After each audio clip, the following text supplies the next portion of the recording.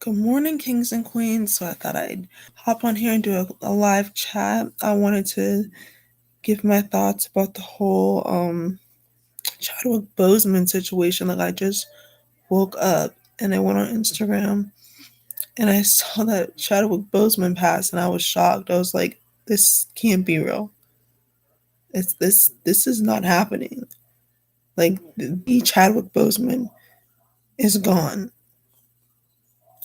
And to find out that he passed away from pancreatic cancer, which I heard has a low survival rate, is crazy because nobody knew he was sick. Nobody knew he was sick. People thought that his weight loss was due to oh, he's preparing for a new role in a new movie. And other people were saying, oh, he's naturally like that. He's naturally that skinny. And I was like, no. Like, if you've seen Chadwick Boseman on the red carpet or doing press events for his movies, he's a medium built type of guy. He's not that thin. I'm like, something's got to be wrong here. Like like the way he looked wasn't natural. It wasn't natural, and you can tell in his eyes that something was wrong. But nobody knew because he wasn't speaking on it. And people were like, oh, it's good, that he was, keeping it private. And it was good because that he was keeping it private so that, his friends and his family and his fans could have, happy memories of him, which I agree. I don't think he should have been live streaming, from the hospital or something like that.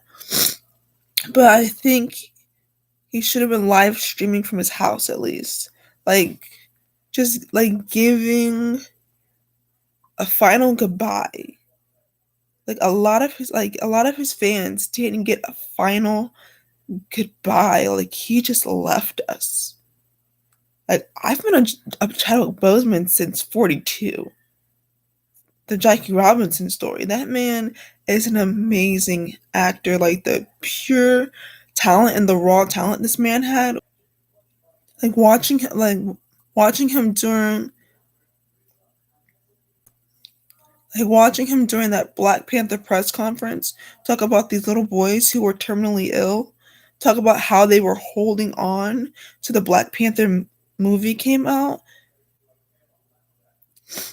and he talked about how it meant so much to him, and to watch this man cry, genuinely cry, and tears just well up as if this was his family dying. And just the connection that he formed with his fans was incredible because a lot of people don't connect to their fans like that. But you can tell he had a genuine and real connection to the people, to the fans and the people that love him, because he understood this is who made me. This is the reason why I get to live my dreams every day. And a lot of actors, they don't understand that. A lot of celebrities, they don't understand that this is the reason why people care about who you are and care about your work. Is because you have fans or supporters that love what you do. And just to live your life being able to do what you love and have people love it and love you is definitely a blessing. So I'm definitely happy that he got to live his life doing what he loved. He spent his final moments on this earth doing what he loved, which was acting.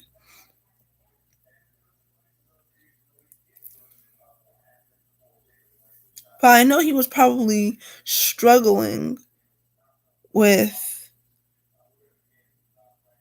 I know these are my final moments on earth. How do I say goodbye to the people that love me? It's probably not that he didn't want to say goodbye to his fans, but he was probably struggling. How do I say goodbye to the people that have supported me throughout my career? And I know that was very painful and bittersweet to be like, should I say goodbye? Should I not say goodbye? And I know it would have been heart wrenching if he, made a live stream or a video from his house telling people, hey, you know, I'm not going I'm not going to be here anymore.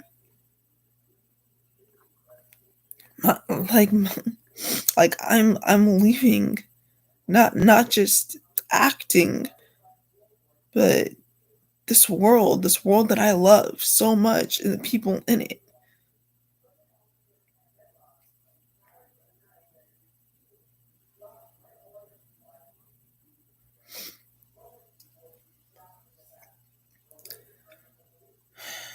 So rest in peace to Chadwick Boseman, and definitely prayers to his family.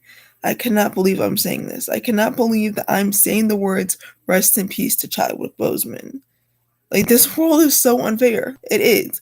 Chadwick Boseman dying is a testament to how unfair the world is. Like, I'm with Journey Smollett Bell, who posted about this and basically said how effed up the world is. How effed up 2020 is.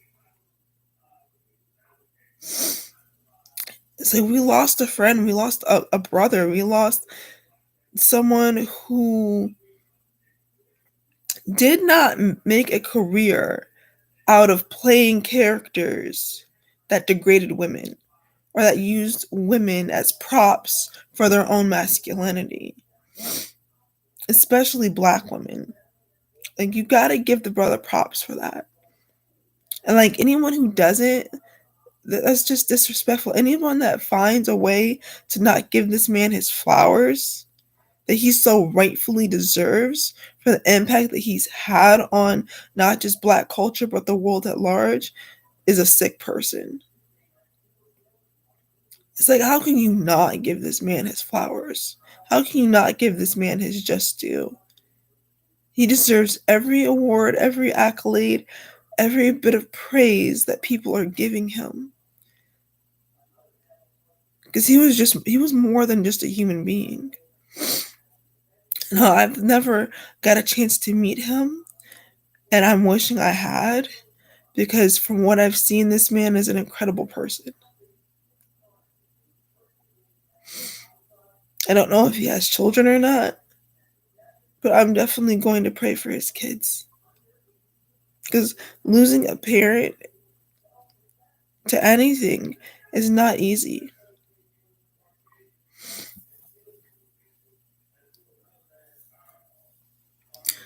And we're going to talk about it's all Marcus Houston situation.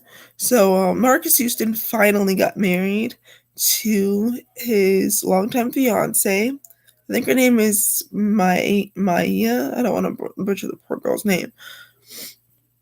But apparently those two have been around each other since she was about 16 years old, and she's been missing since she was 16. Somehow she ended up with Chris Stokes and Marcus Houston, and she called this man her brother.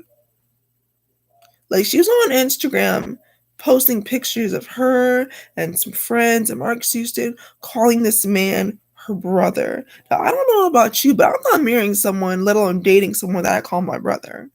Like, if I call you family, we ain't dating. We ain't dating if I call you family.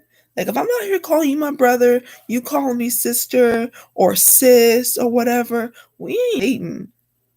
That's just weird. How do you go from considering someone family to dating them, becoming engaged to them, and then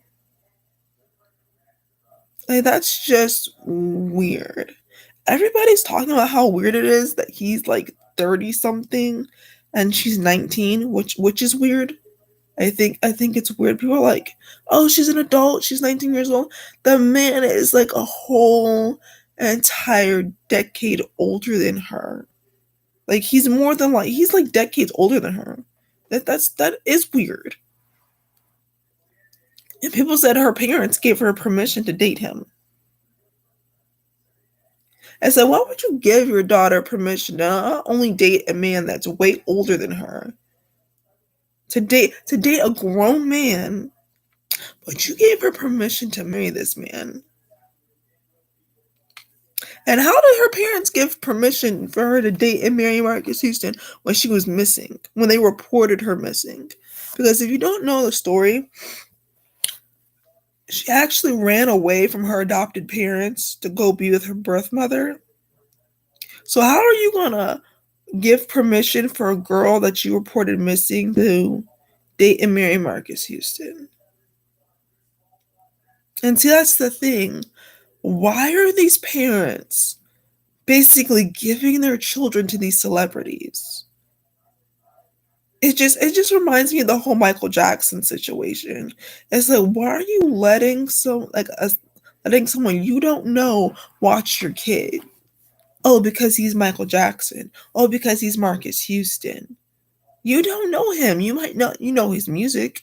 You know their movies. You know what you read about them in tabloids, but you don't know them. You don't know these people from a can of paint, but you letting their children be around them. That's the sick thing about this. Like, just because you've seen some of these people grow up on television doesn't make them your friends, doesn't make them family to you. You should never feel that comfortable with someone to leave your child with them and then boo-hoo about something happening to them. It's like, well, bro, you left your child with them. You didn't know this person. You don't know how they get down.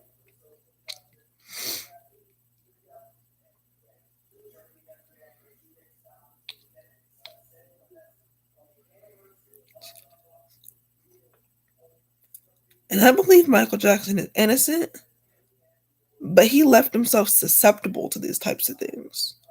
Like, I believe part of the reason Michael got sick is because of the child you know what allegations. Like, something like that can make you mentally and physically sick if you're not that type of person. If you're not that type of person who's attracted to children, allegations like that will make you mentally and physically sick. Like, Michael literally not just died from a propofol overdose. The man died of a broken heart. Like, if he didn't die from a propofol overdose, he would have died of a broken heart. Because the people that he loved so much, that he thought loved him, would do him like this.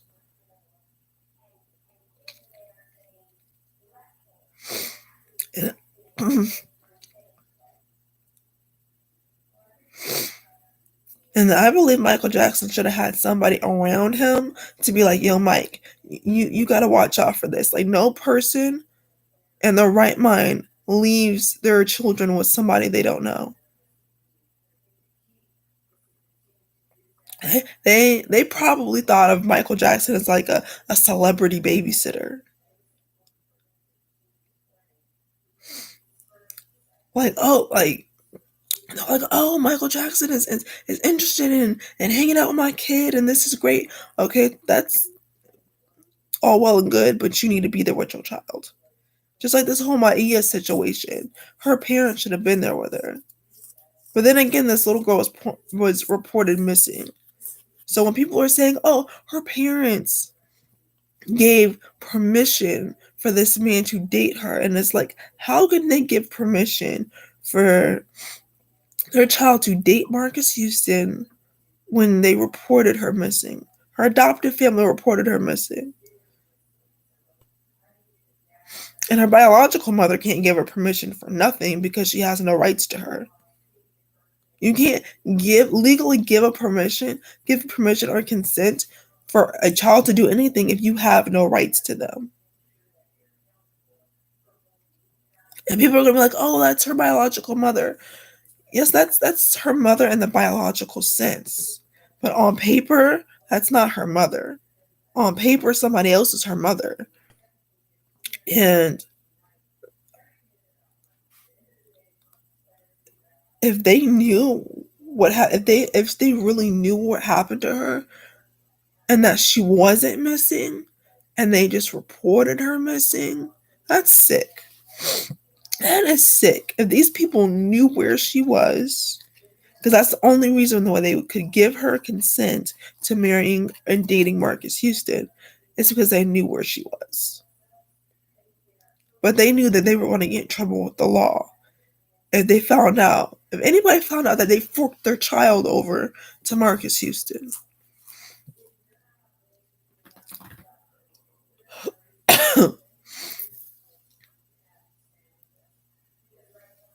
This whole situation is just weird. I mean, them referring to each other as, brother and sister. I don't know if they meant brother and sister in Christ, if that was like some type of church relationship and like all us, because a lot of us in the Christian community, like if you're not in church, don't understand that we refer to each other as brother and sister in Christ. Oh, if you go to church, like if you belong to a church, you refer to the female members as, Sister Jones, Sister Johnson, Brother Williams. That's just how we talk to each other. But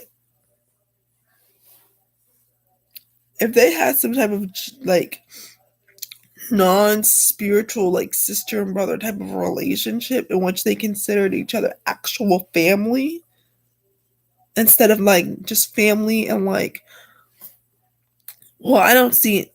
That always confuses me. Like, how do you? I don't care if it's like in the spiritual sense. How you gonna marry someone you call a sister? How you gonna marry someone you call a brother? And that's just weird to me. Like in the Christian community, we marrying people that we call sister and brother. Oh, that's my sister in Christ. Okay, so you still have a sibling relationship, whether it's a spiritual one or a biological one. That's still weird, and I never understood that. Like, how you gonna marry someone you run around here calling sister? How you gonna run around here marrying someone you call brother?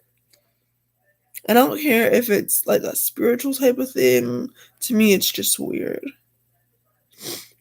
And when somebody says, "Oh, I married, Brother Jones 6 years ago," I'm like, you called him brother, sister, like that. That's just weird.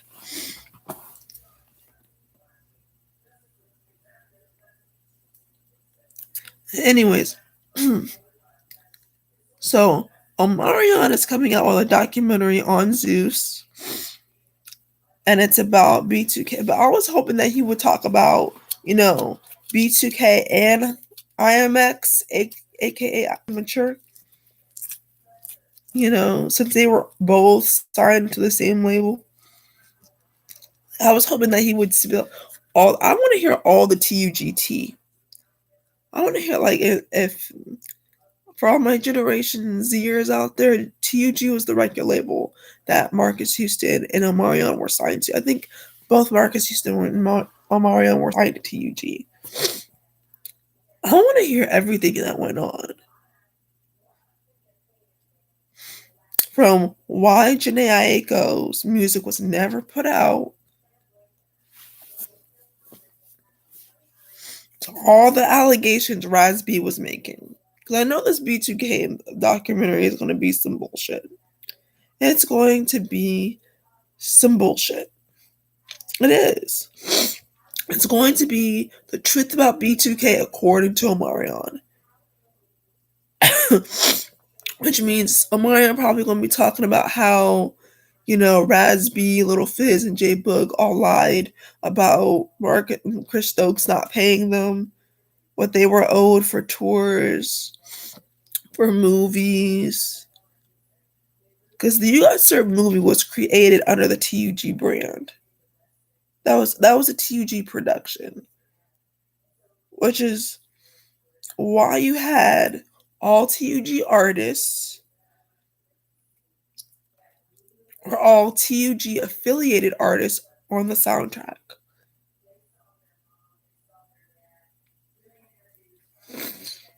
Because that movie was Chris Stokes' project. Like, nobody knows about that. But, anyways. So I would rather Omarion come out with a TUG documentary. Of course, he's not going to do that. He's not going to put Chris Stokes on blast. Even though I don't even think Chris is managing him anymore. Which is why. But I think Chris is still managing Marcus Houston. Hey, I firmly believe that Chris Stokes has his hand in Marcus Houston's pocket, which is why he's not telling about what's going on with him. Which is why you have him coming out in response to Raz B's allegations of child, you know what, and basically trying to call Raz crazy. Like, Marcus Houston, ever since Raz B came out with these allegations of child, you know what, he's basically, him and Omarion have basically calling Raz crazy, calling Raz B basically all but low-key calling him mentally disturbed. Saying, oh, Raz B's got some issues he needs to work out. Yeah, he's got issues that he needs to work out, like the fact that he was touched as a child. That's a big issue. Hey, yeah, like, he's like, oh, he's got some, like, just trying to trivialize what this poor man went through. And no grown man worth their salt is going to lie about being touched as a kid. And no grown man is ever going to lie about something like that. And the reason why, you know, little boys being touched is never really reported is because it's this stigma of shame of people might calling them, of people trying to emasculate them, of people calling them gay. Like, imagine if you're a man and another man touched you inappropriately, and you told the whole entire world what happened. They're gonna laugh at you. They gonna make jokes. They're gonna say, "Oh, dog, you should have punched him in the face." Like, what happened to Terry Crews? People are like, "Oh, dog, you should have punched him in the face. You should have did what Will Smith did when that weird French reporter was trying to kiss him in the mouth."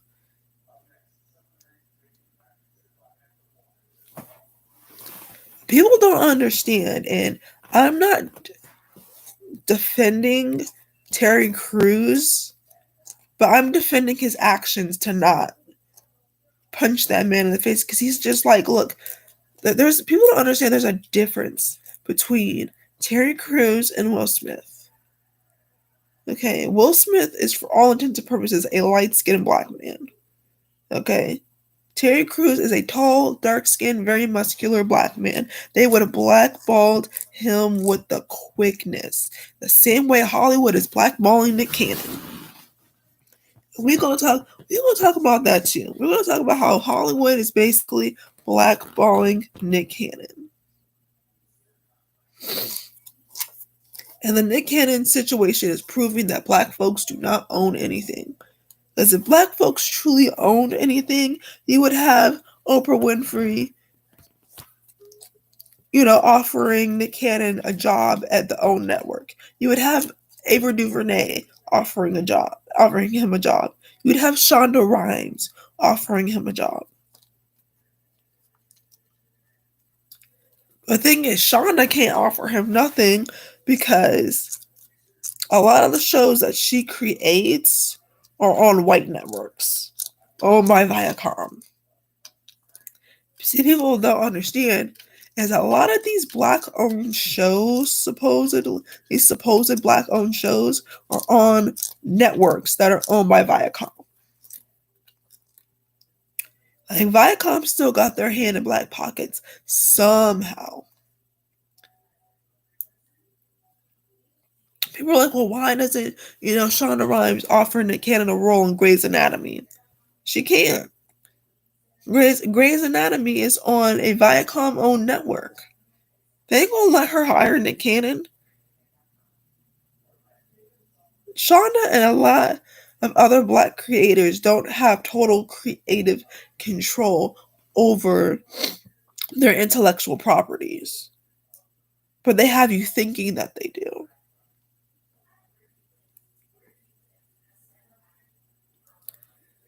But let's go back to this whole Marcus Houston situation of let's go back to this whole documentary. Okay, that's coming out. This whole B2K documentary. Like I said, it's going to be some bullshit. Because Omarion is basically controlling the narrative. See, if Zeus was in control of this documentary, you already know some tea would be spilled. You already know it would be like a whole bootleg surviving Chris Stokes situation. And where is that documentary? I think the reason why there isn't a surviving Chris Stokes documentary is because he's not relevant anymore. He's not. Like Marcus has attached himself to a man who in reality cannot do anything for his career. Chris Stokes cannot do anything for anybody's career anymore. Like if this was the early to mid 2000s, hell yeah, this man could do a whole lot for people's careers because he's well connected in Hollywood. You know, a lot of projects that have been out have the TUG brand on it. But like I said, he's not going to spill the tea, the real tea. What he's gonna do is make Rasby look crazy and make him look like he's lying and that that Rasby has always had some type of mental issues. He's gonna make this poor man look like he's mentally disturbed and that Rasby has always had some type of underlying medical, like some underlying mental issues, and trying to discredit him and what he's saying about Chris Stokes. He's probably going to get Marcus Houston and on there too to discredit, what he's saying about Chris Stokes and say that, oh, what Raz is saying is a lie. He's confused. They like to call people with mental issues confused. And it's like, how are you going to explain them photo shoots where all y'all are in bed together? How y'all going to explain that? Because I always thought that was weird. Like, I would see these B2K photo shoots, and I was like, how do you explain a bunch of little boys in a bed together? And people are going to say, oh, that's normal. I slept in the bed with my brother, when I was little. But these kids aren't really brothers.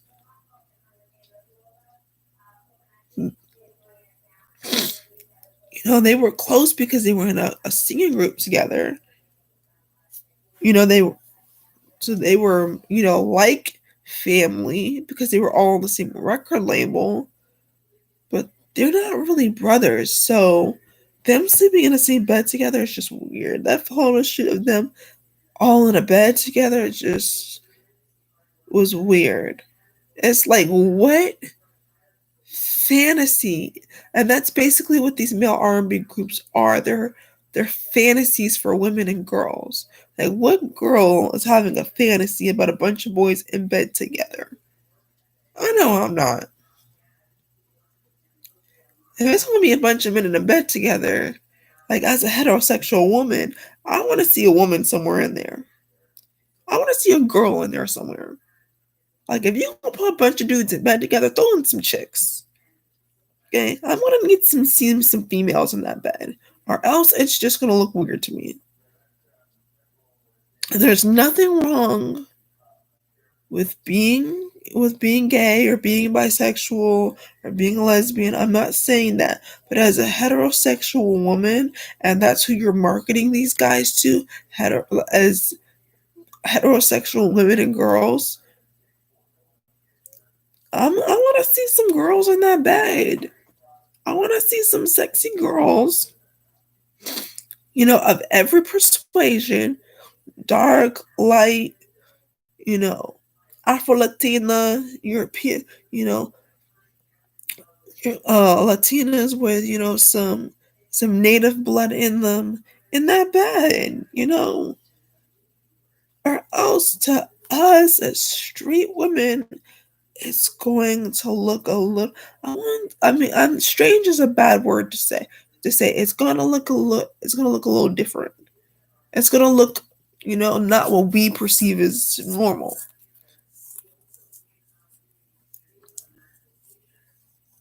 Like if you're promoting a group to the heteronormative side of society, then I know they were like young, like 14, 15, and 16 years old or something like that.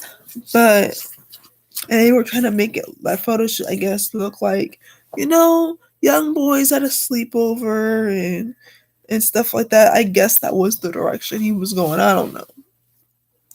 Knowing Chris Stokes, he was on some weird stuff. He was on some weird stuff back in the day, and he still is. Like this whole Maya and Marcus Houston situation and them getting married proves that he's on some weird stuff still. And that girl looks all of 19 years old. She looks younger than 19. She looks about 14, 15 years old. Like, you look like you're marrying a whole child.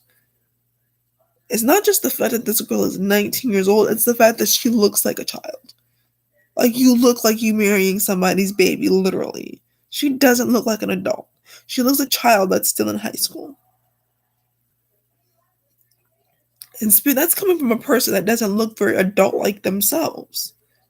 Like, people say I look younger than 28 years old. I'm 28, and people still think I'm like 16, 17 years old because I look young for my age. The only time I look any, like, sort of older is when I put makeup on. When I'm not wearing makeup, when I'm fresh faced like you see me now, I look young as hell.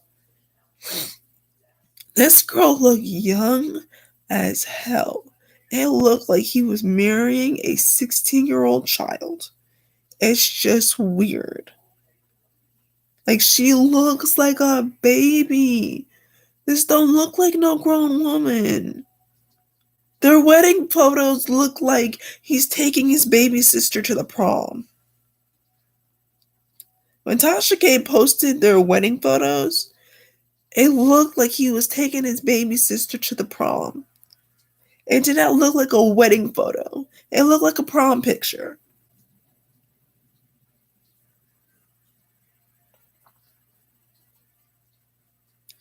And there are going to be some Marcus Houston fans that are championing this. Like, why?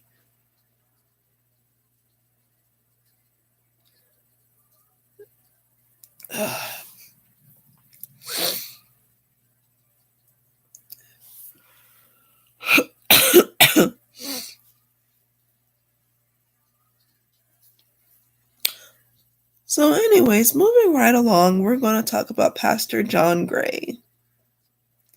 And these young pastors that are just wilding out. These young pastors are wilding out. Like, you don't really hear much about these old pastors being embroiled in some type of scandal, but you always hear about these young pastors being in some shit.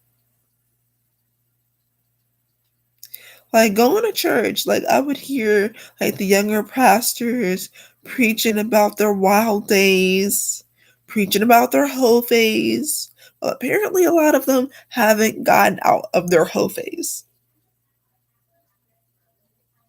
It's apparently no amount of theology school, no amount of praying, and no amount of holy water and fasting could get that hoe spirit out of them. That hoe spirit is still there. It's very much alive and well. Like, them hoe demons it's still getting to you. You can't resist them hoe demons. Especially when you were in the church. You got these pretty young things, sitting up there in the front row with their titties sitting pretty, you trying to read your Bible and trying to make sure, that you're preaching out of First Corinthians and not Second Romans. And on your way down to look at your Bible, you see Sister Johnson and her titties catching the Holy Spirit. Which is why I don't understand why women, when they go to church, like, wear a dress that kind of comes up to your neck, like up here, to keep the girls in. Because when you catching that spirit and you got them double D's, them titties is bouncing. And he's a man. Any man is gonna notice. You know, when you got some titties sitting right in front of you, and you got a nice view of some titties. Any red-blooded heterosexual man is gonna notice when you got a pretty woman and them it's hard to focus. It's hard to concentrate when you got a pretty woman sitting in front of you. Them titties is sitting pretty. That waist is snatched. She got on that tight dress that shows off all her curves. And I don't get why these women wear these curve hugging dresses to church. I had a lady at my church tell me, "Why don't you show your body, Natasha? You're covering up your body." I'm like, "Are you kidding me? Like, you're getting on me about covering up my body in church." Because you got some women that honestly believe that you're supposed to be wearing these curve hugging dresses that look like saran wrap to church, of all places. It's like, you can't leave that club shit alone. It's like, you claim to be out of the clubs, claim to be saved, and you sit up there underneath your pastor with your titties out. But you judging somebody else. And these are the same women that will go around calling other women hoes in church. But you have the nerve to sit underneath your pastor every Sunday with your titties out. Because you're trying to attract your pastor is what that is. You're trying to get his attention. You're trying to get some of that pastoral bag.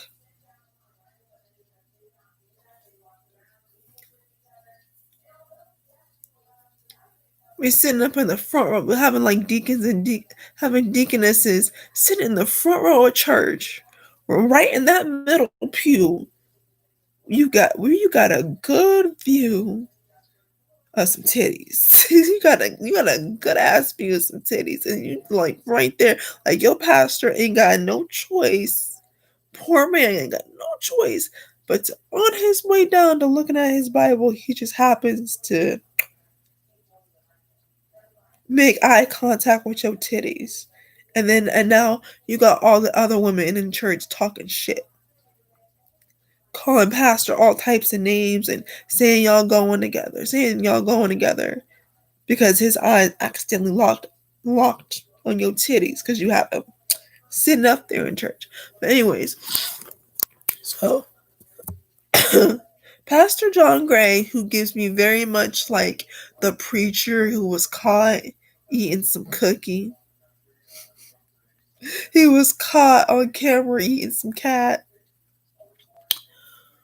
He gives me very much of that vibes. Like, he looks like the reason why women mess with him is like he looks like he eats everything. He looks like he eats everything. Like, guys like that. Women date guys like that because you know he gonna eat. You ain't gonna ask him to eat because he likes putting things in his mouth. He likes putting stuff in his mouth.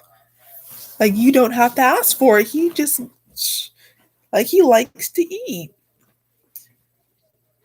Like, he ain't happy unless he's tasting something.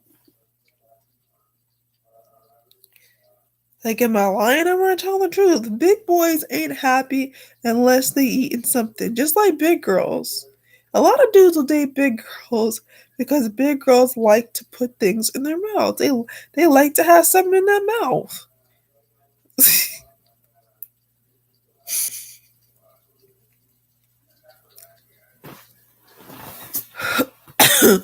Like, big girls are known for like putting stuff in their mouth. They ain't gonna have no hesitation for you to put something.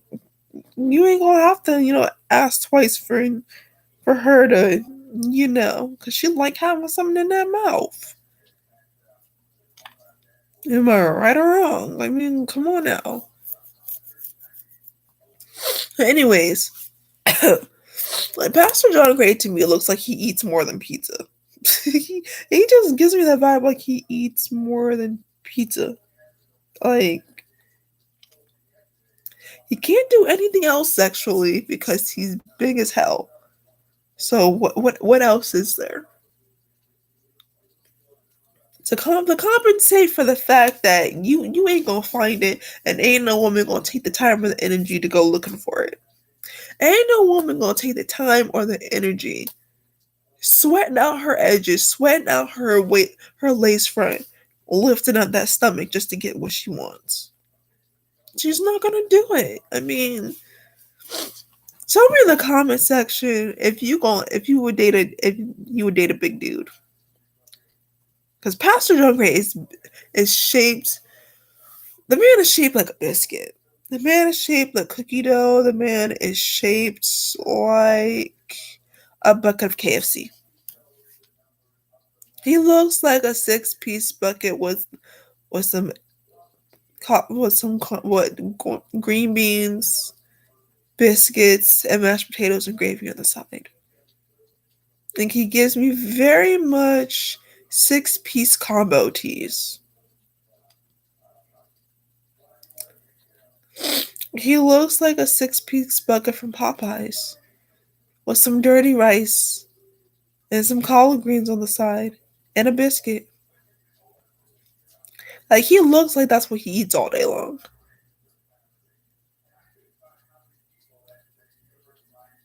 Like there's somebody for everybody, but truthfully, what woman is attracted to a man that looks like he eats 6-piece buckets of chicken for breakfast, lunch, and dinner? And like the way he does his wife is so wrong. Not just cheating on her, but how you gonna put your wife's business out there that she don't cook? How are you gonna put it out that she don't cook? It's not the world's like. Would you on the phone with Bay, like with your side Bay?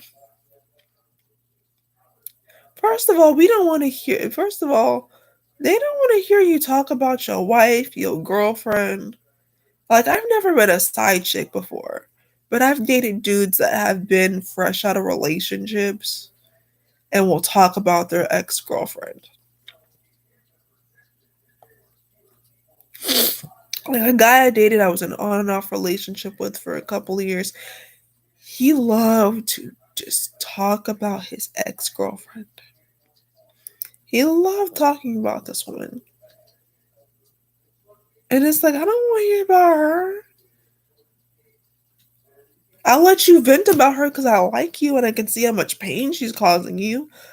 But truthfully, women, we don't want to hear about the chick that's there before us, after us, or during us. Like, we don't want to hear about that. And I heard that he wasn't just talking about his wife to his side chicks, but this dude was going on making Instagram videos about inviting people to like barbecues and like where you swim, where your 2-piece, like just sounded very much like a rapper.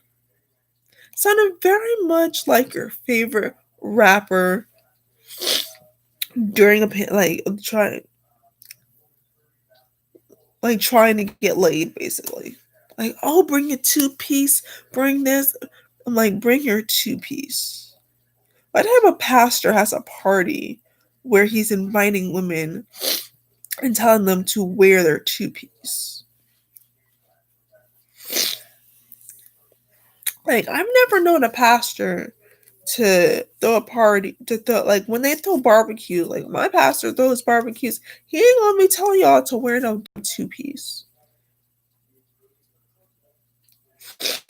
Like, that's just weird.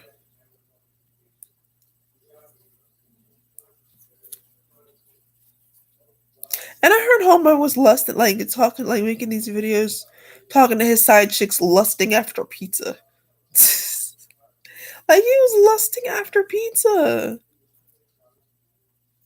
Like talking about some DiGiorno's, some Papa John's, some Pizza Hut. I don't know. Talking about how wifey can't cook and all him and his son be eating pizza. Like him and his son be eating is DiGiorno's, Papa John's, Pizza Hut, Paisanos.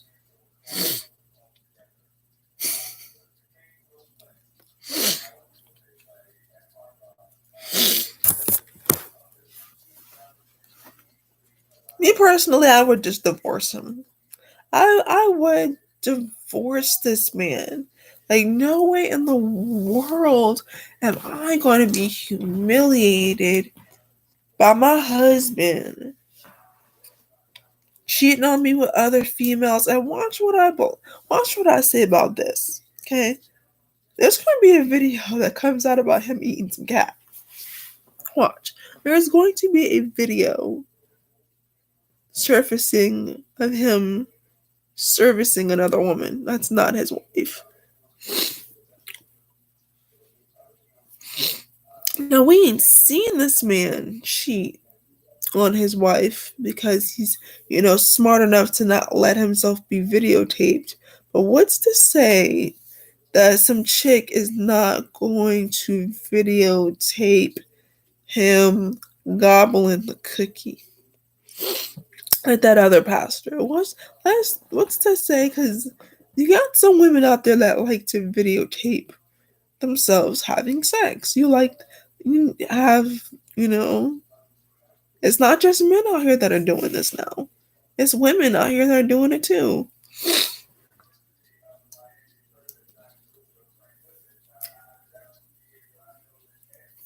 Like I said, a lot of these preachers have not gotten out of their hoe phase, especially these famous preachers. Like a lot of these famous preachers, they want to act like rappers. They want to act like your favorite rapper, your favorite R&B singer, your favorite pop singer, out here messing around with multiple women, probably bringing all types of nasty crap back to their wives. And it's like, dude, you are a man of the cloth. You're a pastor. Like, how you gonna lead your flock and you out here doing this mess? Like, don't it get awkward for you to like talk about how fornication is a sin, but you out here sinning? Like, what you figured if you just eat the box, then you're not sinning because there's no commandment that says thou shalt not eat the pussy. there's no commandment that says thou shalt not clean the box with your tongue. Is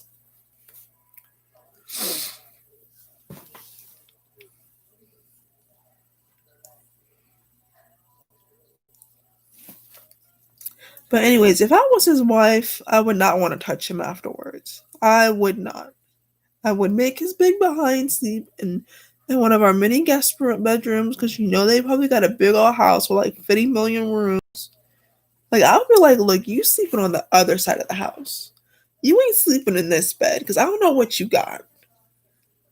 And I don't want to have like crabs crawling all over me at night because you decide to sleep with dirty chicks. Like, I would have been like, half them hoes in church probably don't even know what a bath is.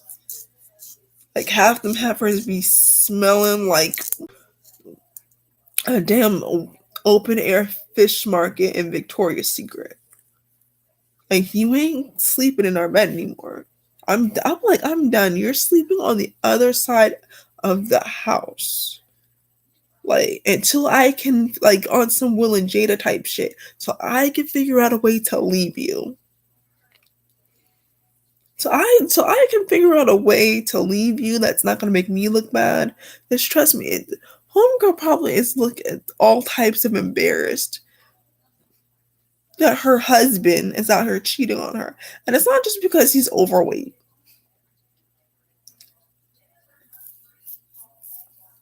It's not just because the man looks like he's at Burger King, Wendy's, McDonald's, Taco Bell every day of his life. And he probably blames the fact that he's overweight on his wife. Watch, there's gonna be a video surfacing where he's blaming the fact that he's overweight on her.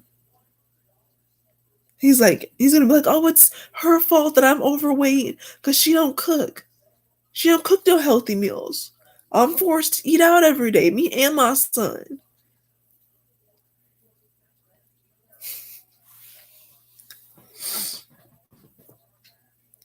And that's sad. It's like how you gonna dog your wife out by cheating on her and talking about she can't cook? That's a double betrayal right there. You cheat on me and you telling the world I can't cook. Like that's grounds for divorce right there. Like imagine the divorce paperwork. I'm waiting for the divorce paperwork to come out because that shit's always made public.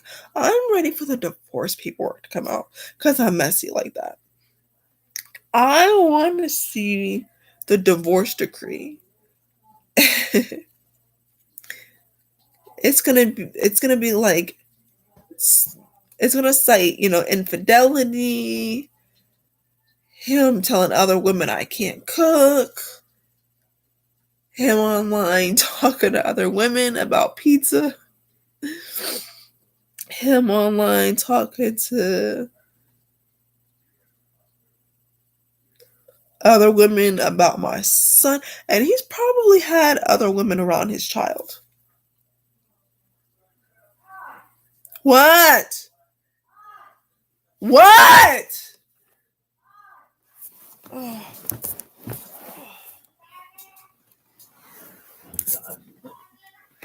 Yes.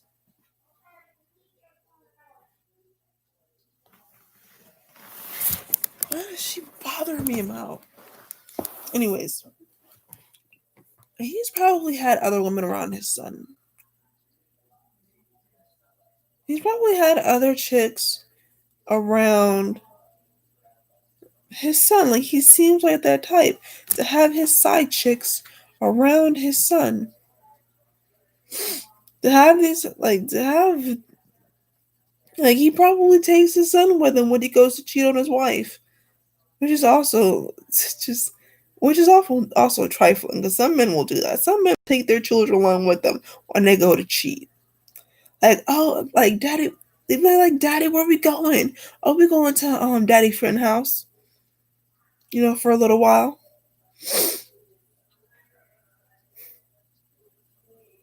Like, oh, we going to daddy's. We're going to go visit Auntie Shirley. Of course, Auntie Shirley ain't really their aunt. It's just his side chick. Just like back in the day, women, told their children, oh, this is your Uncle Charlie. This your Uncle Eddie.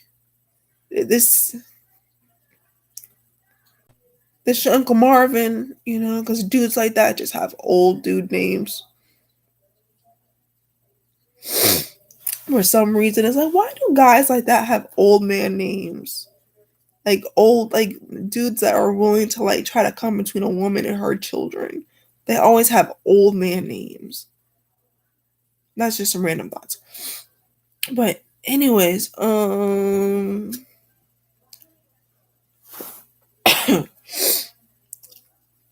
to get some tissue.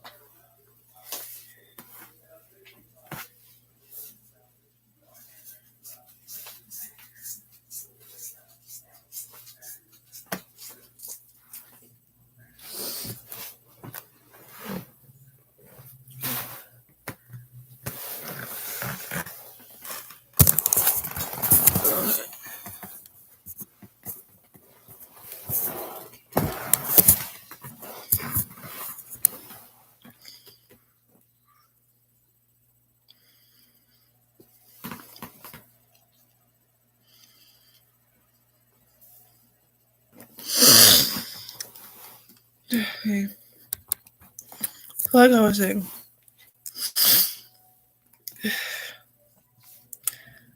alright, so now we're going to talk about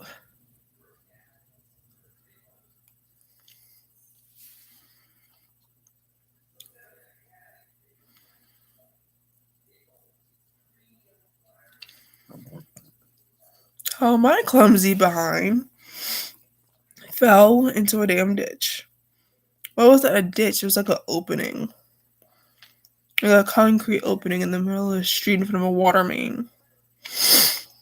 And I completely busted my foot. I have like this big ass scratch on my leg. And it hurts like hell. I can't even walk. It's like it's a surface wound, but my muscles hurt. Like I can't even walk properly.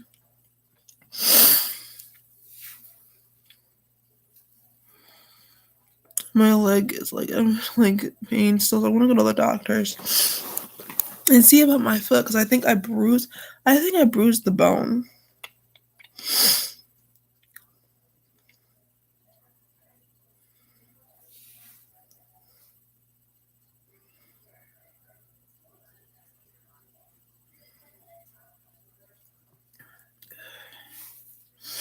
I was trying to buy clothes for my job interview I had yesterday. So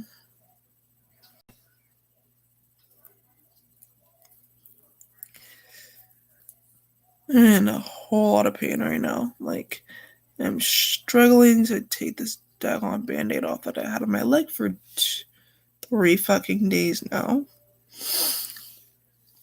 So anyways, enough about my little accident prone self.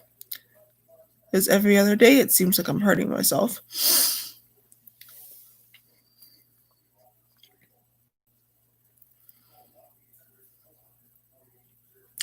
Let's talk about how crappy 2020 has been. Like 2020 sounded like it was starting off like it was starting off good, and then we're hit with a pandemic. Our faves are passing away. Rappers' baby mamas are fighting on Instagram. Like, 2020 has been really crappy. Like, can we go back to the early to mid 2000s? Like, I feel like that was the best decade. Like, the early to the mid 2000s was the best decade for me. Because we weren't dealing with a pandemic. Because we weren't, dealing with a pandemic. People weren't clapping back on each other on Instagram. And so you weren't having the baby mamas at war. Like every time you go in the shade room, somebody's baby mamas is at war. Future's baby mamas is at war today because one wants more child support and the other one thinks that she doesn't deserve it and thinks that she should be getting the same amount as all the other kids. Or some rapper's baby mama is talking about the other baby mama's weave or her lace front. We're going through a pandemic, so the shade room just posts anything. Just to keep people busy. Just to keep busy, the shade room is literally posting anything because we all locked up in our houses. What is really going on? Like, what are we really doing? Nothing. Oh, even though like the country is opening back up, which I think is stupid given the fact that we don't have a vaccine. Our current president is just is telling people not to wear masks because his constituents are upset that they have to wear masks. Like Donald Trump is very easily influenced. He goes by what his supporters want. This man does not have his own mind. His supporters know that they control him, and that's why they want to keep him in office. Like Trump supporters are the ones that really have control of this country because anything they want Donald gives them.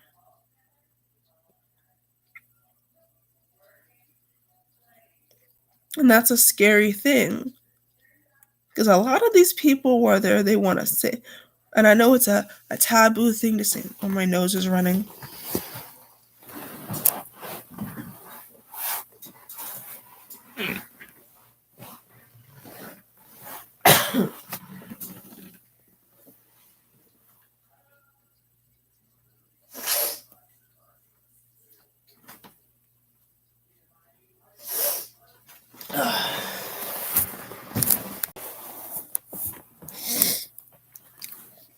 Not a cold from being in all the.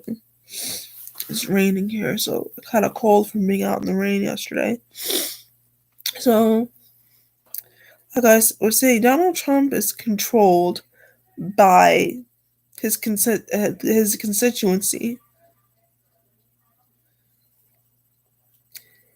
and people know that,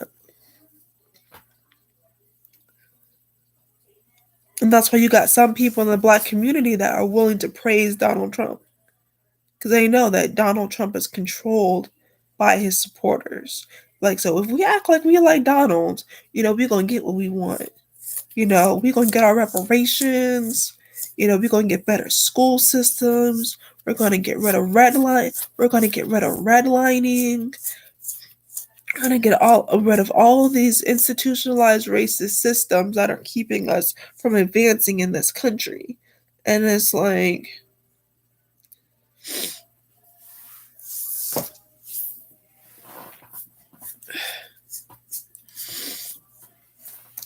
people want to say, oh, that's preposterous. Donald Trump's always been for black people. Donald Trump ain't been for black people. Okay, evicting your black tenants is not being for black people. Taking out a full front page ad in the New York Times calling for the execution of innocent black and brown men is not being for black and brown people. It's not. It's like, how stupid do you have to be to honestly think that a man that called for the execution of innocent black men, because the woman they allegedly raped in Central Park was a white woman.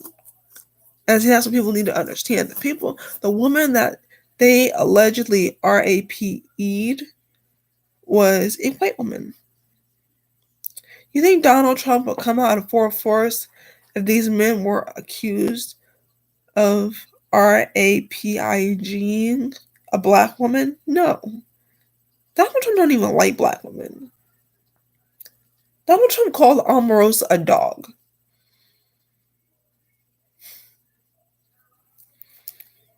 Was calling Omarosa a dog and all these other types of racial epithets and just...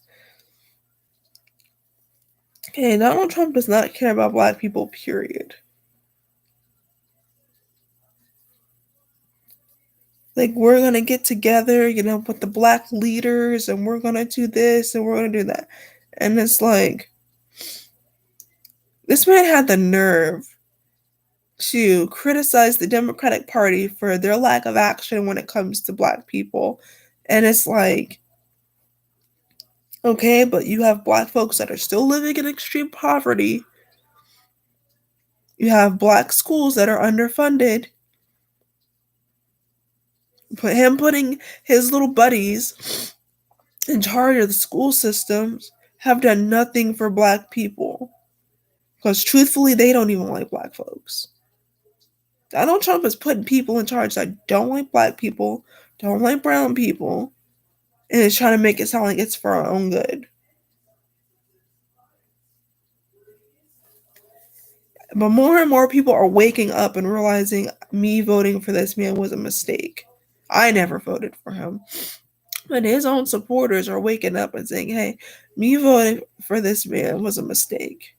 Yes, because you realized a reality television show star does not have the capability of caring about ordinary, regular people. We're like props to them. Some of these some of these billionaires and millionaires do not care about regular people. They don't.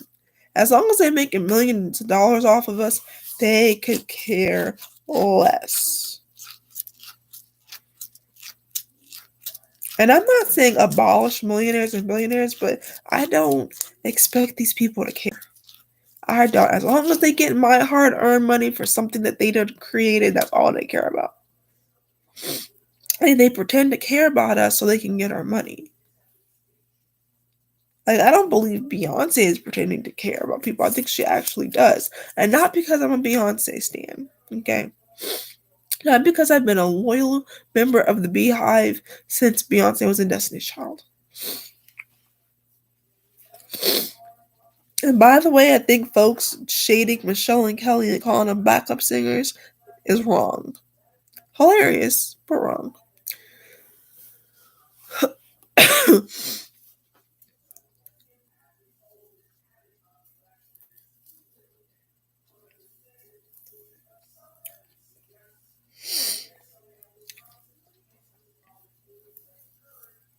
Okay, so we're gonna talk about this whole.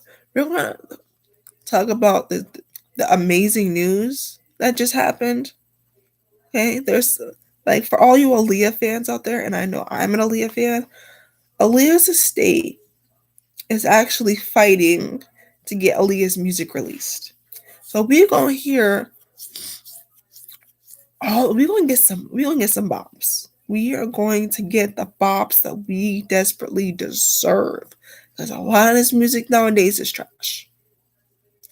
Oh, we're gonna get desperate, we're gonna get Try Again.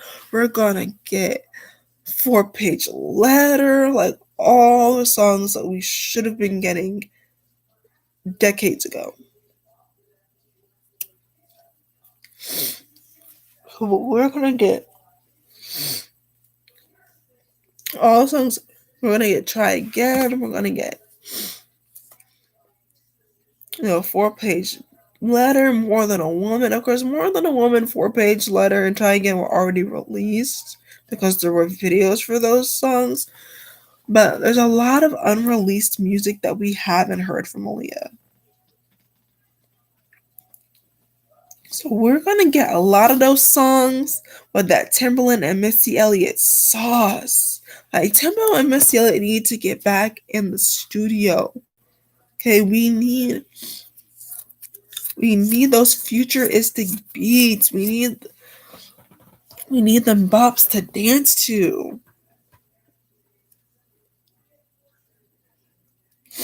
I'm not saying a lot of this new, I'm not saying that a lot of the new generation of rappers or R&B singers don't have some bops. Like Ruby Rose's Big Mouth, to me, that's a bop. I love me some Ruby Rose. Like, that's my girl. Like her song Big Mouth and Bitch Hit Your Dance, that's a bop. Because songs like that just speak to the ratchetness that lives in my spirit. Like, I'm a sweet girl, but I like ratchet music. Songs like the City Girls Pussy Talk, yes. I'm all about it.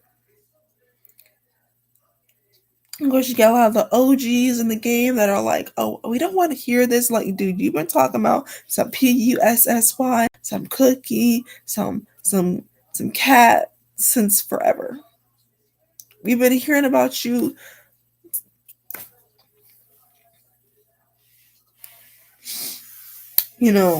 Having sex with women, making songs about having sex with women and how, like, what you can get chicks to do for a bag since, like, forever.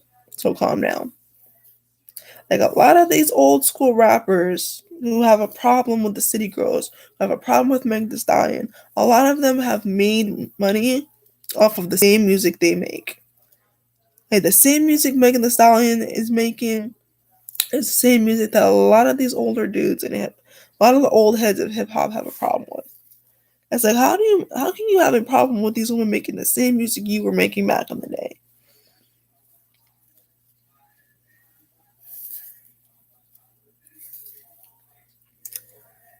I remember at 9 years old listening to songs like that talked about bounce that ass, shake that ass, twerk that ass. Like every single song was about shaking ass.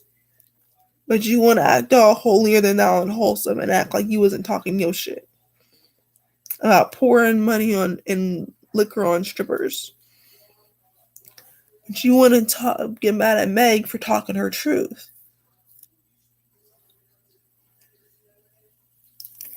And the truth is, a woman like Megan Thee Stallion could probably bag badder chicks than them. And they mad.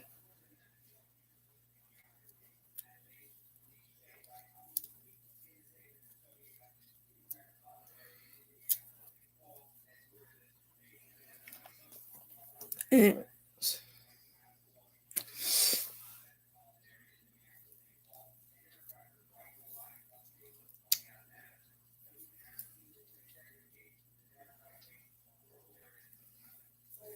so like I was saying, we about to get some new Aaliyah music. We about to get some new Aaliyah music. Like the family is going into the vault and pulling out some bops. The family is like, okay, you need to release Aaliyah's music and stop holding on to it. Because a lot of people think that Lifetime just wasn't allowed to use to use Aaliyah's music and the Aaliyah biopic because they thought, okay, the family just wasn't allowing it to happen. Turns out Aaliyah's former record company is still holding on to Aaliyah's music, to a lot of Aaliyah's catalog to this very day. And of course, the Aaliyah movie was garbage. The Aaliyah movie was garbage.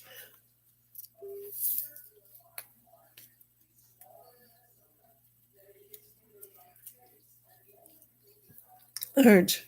And I believe that, it should have been made into a motion picture.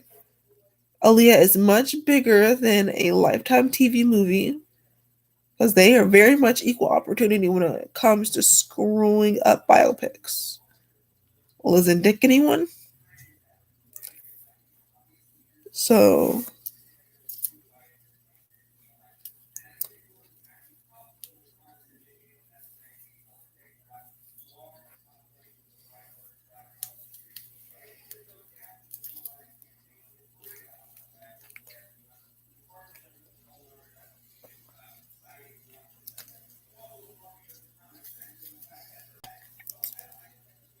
I didn't see the Aaliyah movie because the Aaliyah movie to me is absolute garbage. Like I saw the trailer and I was like, this is not worth wasting my time watching. Like I'm not watching this at all.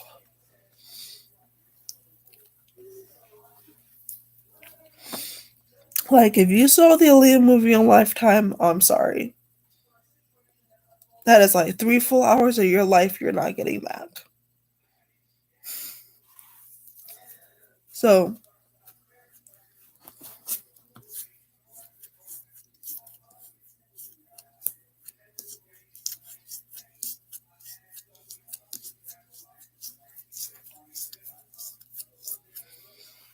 let's talk let's talk about some IG news, some Instagram news. This is where I get a lot of my stories from.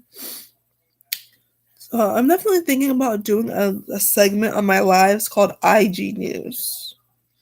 Well, we're going to talk about a lot of the things that have been posted by your favorite celebrities on Instagram, or your non-favorite celebrities on Instagram. But anyways, we're going to talk about it.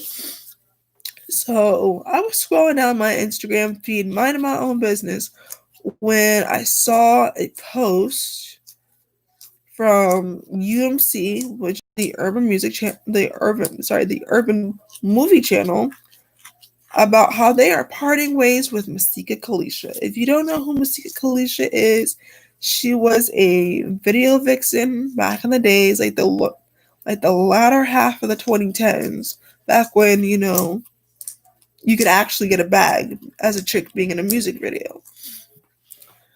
So, for all those who don't know, there was this huge scandal about this video Masika Kalisha had posted, in which she was pretending to be a kidnap victim and using that to promote her OnlyFans. Well, UMC wasn't having it, and they dropped her from their show Double Cross, and they're going to recast the character. It's like, sis, how are you out here fumbling bags by being stupid? You almost 30 years old, and you out here fumbling bags by being dumb. It's like you get opportunities to elevate your career, and you out here on OnlyFans. You risk it all for OnlyFans. You risk a way to feed your daughter without having to make it clap, without having to be naked on OnlyFans. Like, a lot of people on OnlyFans wish they had, a movie role, so they wouldn't have to be on OnlyFans to make any real money, because this pandemic has completely destroyed the U.S. economy. A lot of people on OnlyFans wish they would have had, that opportunity that she had. I mean, sis, you got an acting role. You have a role on the popular, web series Double Crossed. On the popular series Double Cross, and you're gonna fumble the bag by trying to find a provocative way to promote your OnlyFans. It's like, sis, that's your daughter's college fund right there. That UMC bag she was getting gonna pay for her baby to go to college.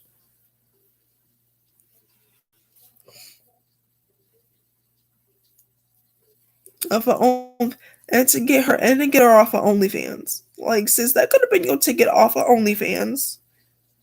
Off of doing softcore porn, basically, and into a legitimate career. Because before, the only way people actually knew who Mystica Kalisha was her arguing with Miss Nikki Baby over Molly Mall, of all people. So, UMC said they gonna have to let sis go. Because their show, Double Cross, highlights the evils of sex trafficking and the sexual exploitation of women. And we can't have our actors out here on Instagram making videos pretending to be, sex trafficked victims, or like pretending to be, domestic violence victims and stuff like that. I mean, this chick was out here on Instagram with fake bruises and in lingerie, pretending that she was a sex trafficking victim. Like, how ignorant can you be to do something like that? Like, how ignorant can one person possibly be to make light of sex trafficking? Like, I just lost respect for this woman. Like, I used to be such a fan of hers because she parlayed her time on Love and Hip Hop Hollywood into a makeup brand. Like, and then you had a huge acting opportunity and you blow it because you want to promote OnlyFans.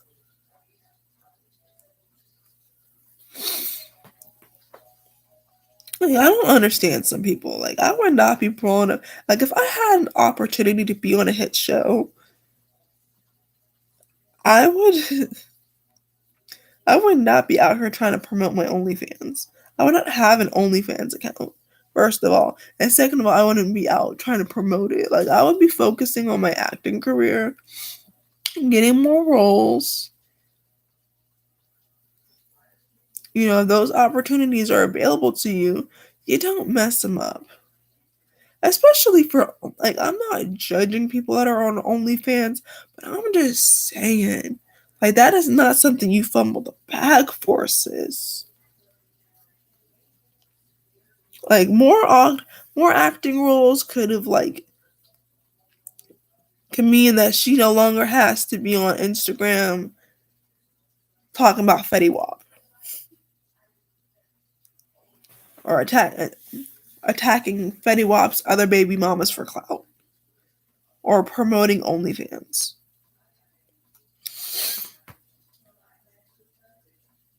I mean, she could be on OnlyFans promoting her makeup line. I mean, Evelyn Lozada is on OnlyFans promoting her line of ankle bracelets. Because I heard her store got closed down. Dulce or something like that. Down in Miami. So now she's promoting her line of ankle bracelets. Y'all trying to go buy some ankle bracelets? You better hit up your girl Evelyn Lozada on OnlyFans.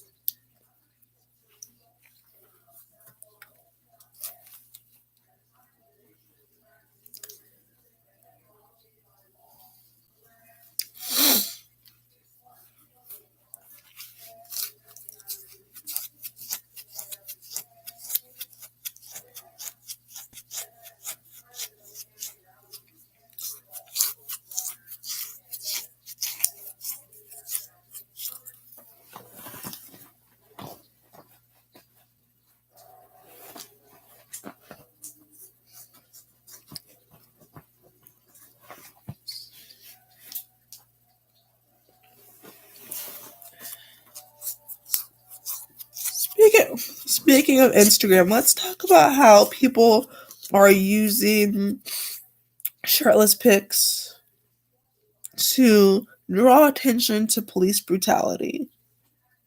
Like, you honestly think, and it's a lot of us that's doing it, as if we think that people are not going to care about what happens to black folk if we ain't out here shaking some ass or showing a little abs or showing some booty.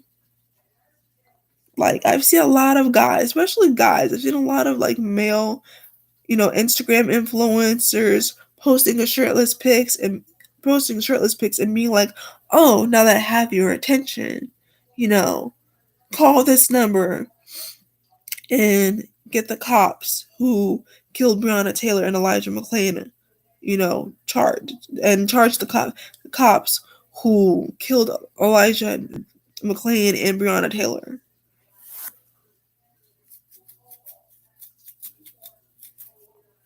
It's like, first of all, that completely diminishes the movement.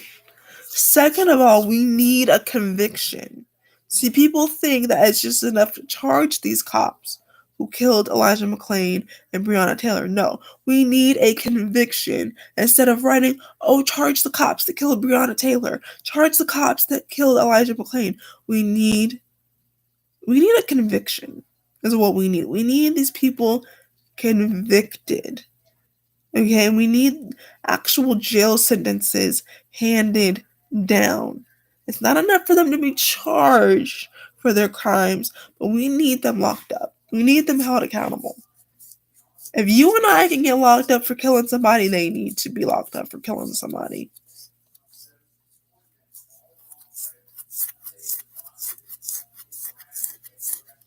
I'm gonna need.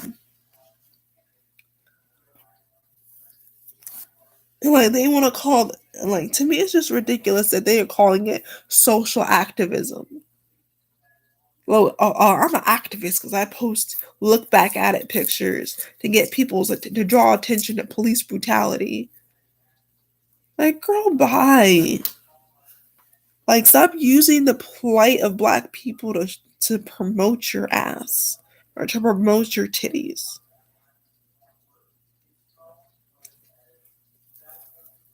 Or to promote some new male enhancement pill or tea or whatever. You want to promote your ass, you want to promote your titties, go ahead.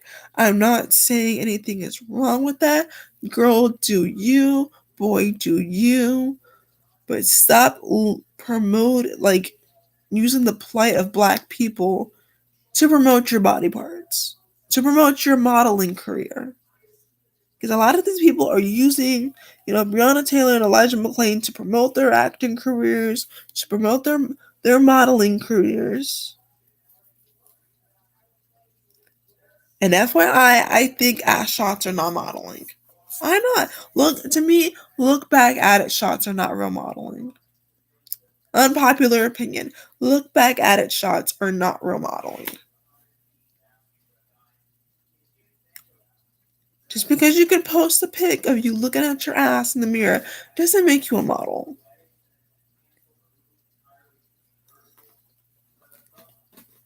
Like I wouldn't call model like a lot of these chicks on Instagram call modeling, you know, posting face down and ass up shots.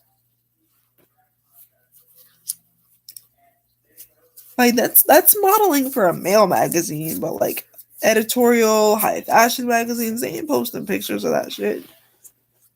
You will never see a face down, ass up shot or a look back at it shot and on the cover of Vogue, on the cover of Vogue Italia, the cover of Essence, the cover of Jet. Like you would never see pictures like that on major magazines, on major fashion magazines. And I know people are gonna like, well, they don't consider, Essence to be an editorial magazine. Essence has its editorial moments. They have some sickening editorials. I'm talking natural hair glam, beautiful like editorial gowns, just have black folks looking like kings and queens.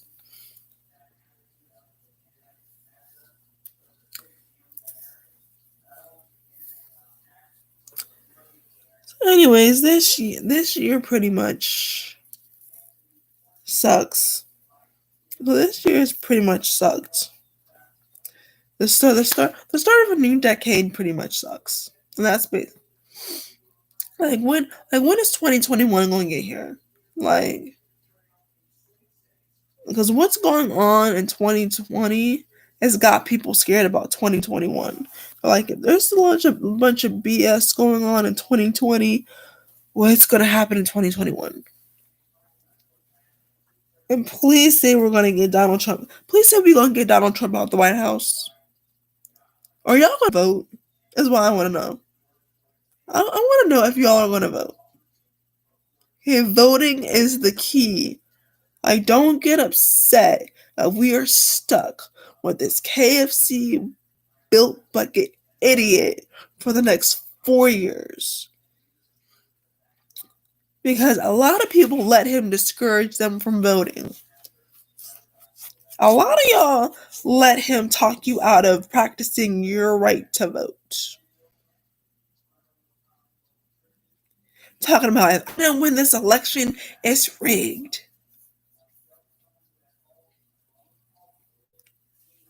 No, what's rigged is him winning an election. That's what's rigged. What's rigged is him winning an election. What's rigged is him being able to put his golf buddies in positions of power. That's rigged. What's rigged is him able to get his kids positions in the White House, the positions of prominence in the White House. When there's a nepotism rule, but you don't care about that. He's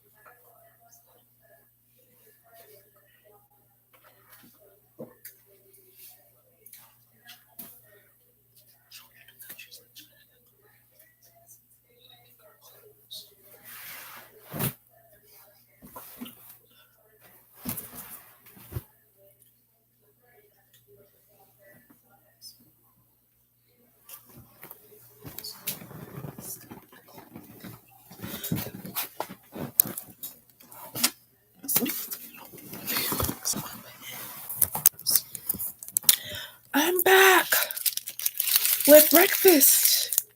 I'm back with breakfast, y'all. Need some breakfast. My auntie was kind enough to bring an egg and sausage McMuffin.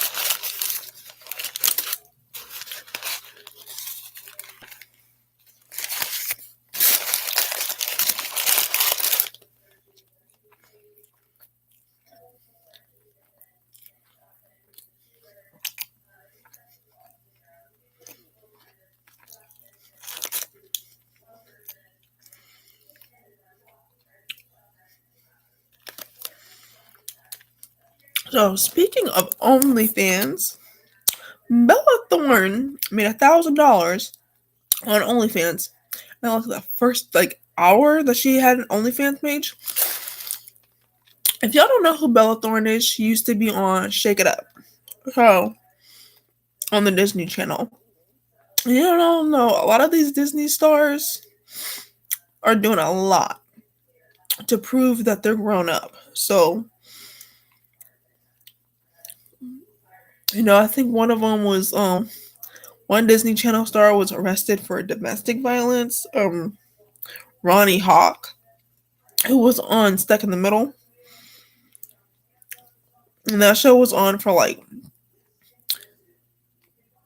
2 seconds. Because we all know shows nowadays that have black and brown people on the Disney Channel as leads don't last long. They don't. They last for maybe 1 or 2 seasons. But you notice that shows like Liv and Maddie will last for the traditional 3 seasons. I think that it's the traditional 2 seasons. They have 2 seasons of every show. Because a lot of these kids are 16, 17 years old. And it's how long are you going to watch? It's a little creepy watching an 18-year-old on the Disney Channel. acting as if they're 16 and 17.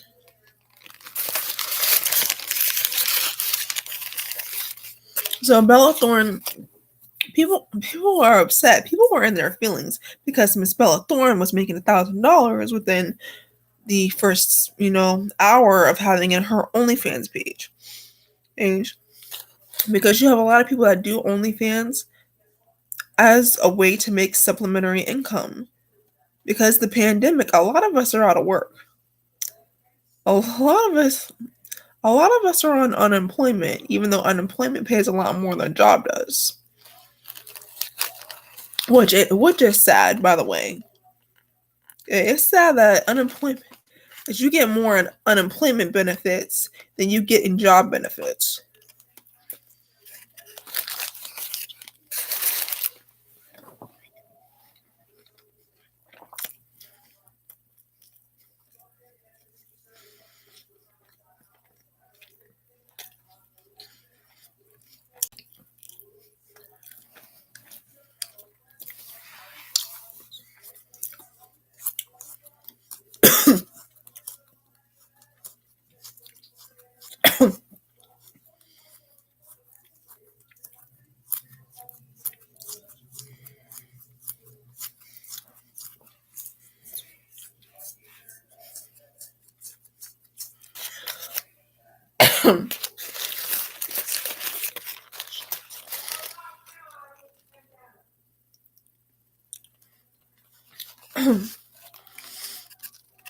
So, a lot of the regular folks on OnlyFans are pissed that Bella Thorne and a lot of these other celebrities are making up to $1,000 within an hour, or like the first 15 minutes of having an OnlyFans page. And it's like, of course, who else? I mean, of course they're gonna be making $1,000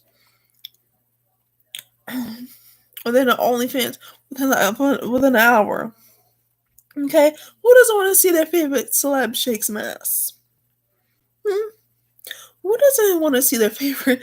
I mean, why are you gonna make $1,000? I mean, who's not gonna want to see their favorite celeb shake some ass, show some titties?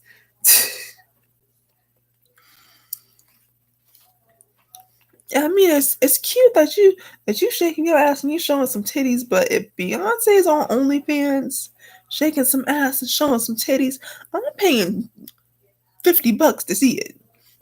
I'm paying that $100 to see it. Like Beyonce, if she wants to charge $100 on OnlyFans for her OnlyFans account, like $100 per membership on OnlyFans, to give you high class stripper, content, I'm here for it. I'm paying that $100 to see Beyonce shake some ass. I mean, I do it for free anyways. I mean,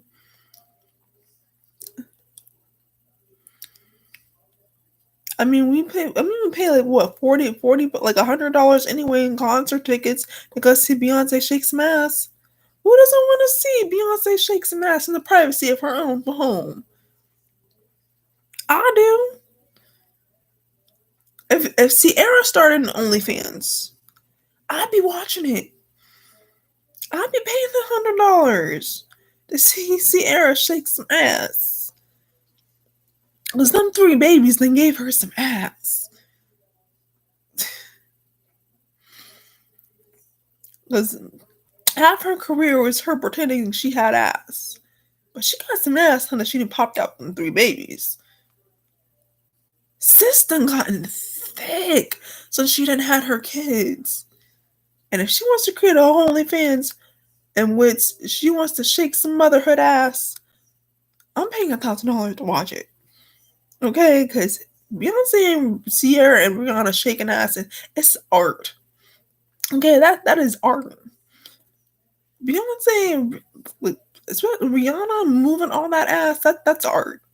That I would gladly pay to see.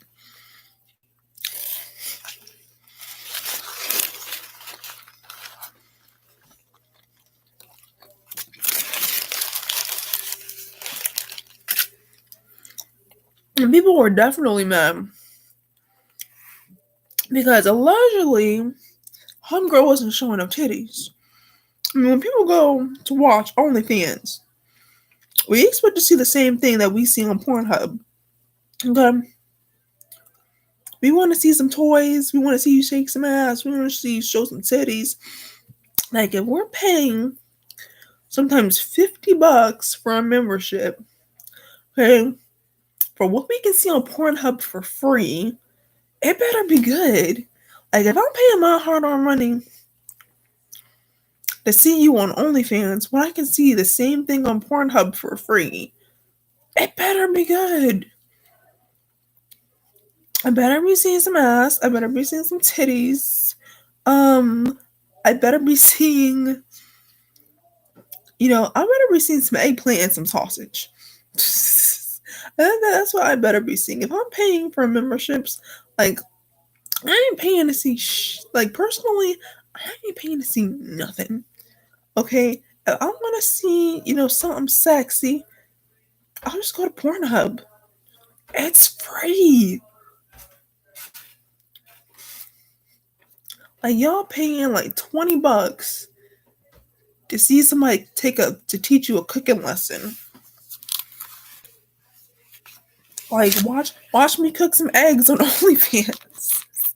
Like, join my OnlyFans for $20. You can see me cook some eggs.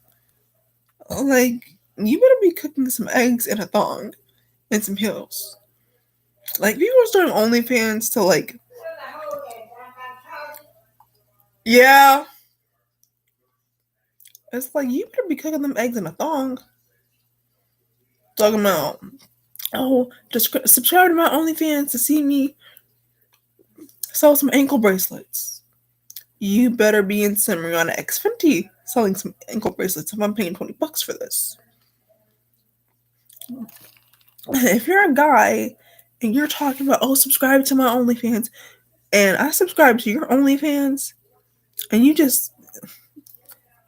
cooking breakfast, and all you doing is cooking breakfast, bruh, you better be cooking breakfast in some boxers. Okay? You better be in that kitchen whipping up an omelet and nothing but some Fruit of the Looms and some socks. Okay? That's what I want to see. I'm subscribing to OnlyFans. I'm not subscribing to OnlyFans to watch you work out. Like, I'm not subscribing. So, like, I get where people are coming from with the whole Bella Thorne situation. I'm not subscribing to OnlyFans to watch you work out, to cook some food. I'm subscribing to OnlyFans to watch you shake some ass. And that's for guys too. I'm subscribing to OnlyFans to watch you shake some ass. If I don't see ass and titties, if I don't see ass and abs, I'm not paying $20 for this. I'm like, it's like, you better be like Ving Rhames and Baby Boy, butt naked cooking eggs, butt naked cooking some gourmet food. It's like, you gonna be cooking on OnlyFans. I'm gonna want to see you in a thong and an apron. Okay. Like, you better be giving me the same shit I can see on Pornhub. No, you better be giving me something better than that. Better than what I can see on Pornhub. For free. It's like, I can see more than somebody whipping up a gourmet meal on Pornhub for free. I can see everything that I want to see on Pornhub and not have to pay for it.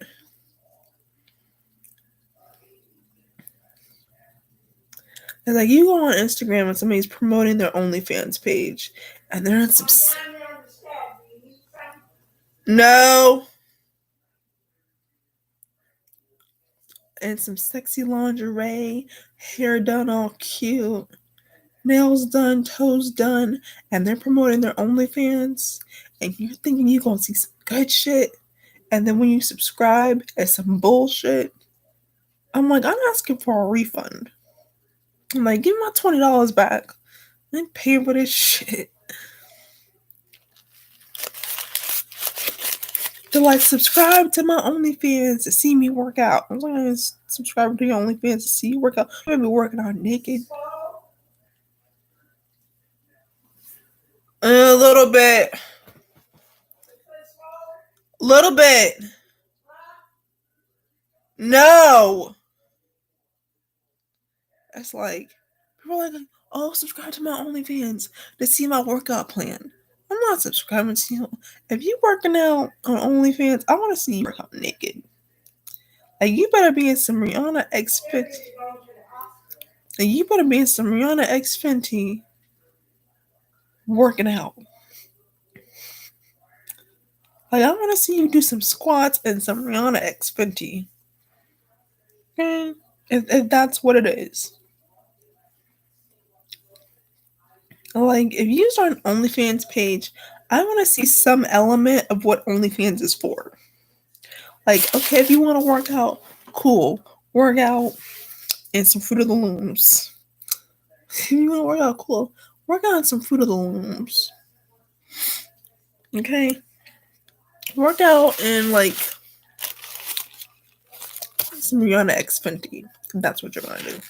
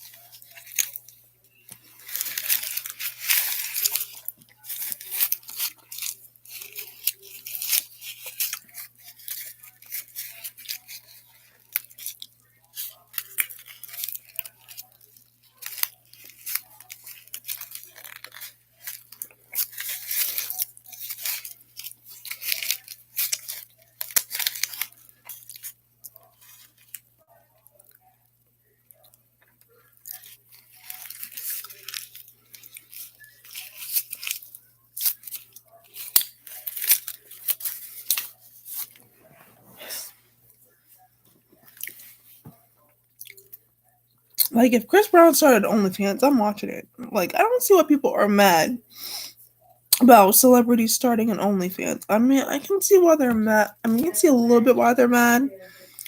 Because,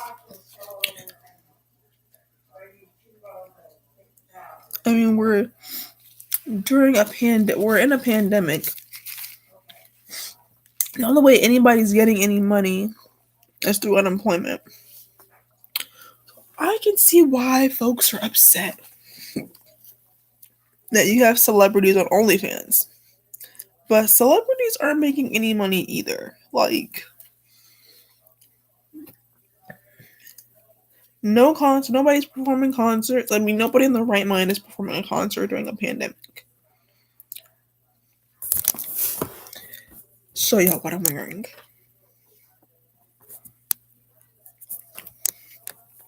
You know, I'm trying to be sexy with clothes on. Show y'all what I'm wearing a little bit.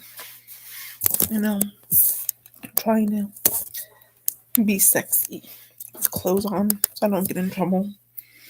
So I don't get into any trouble on YouTube. This is what I sleep in.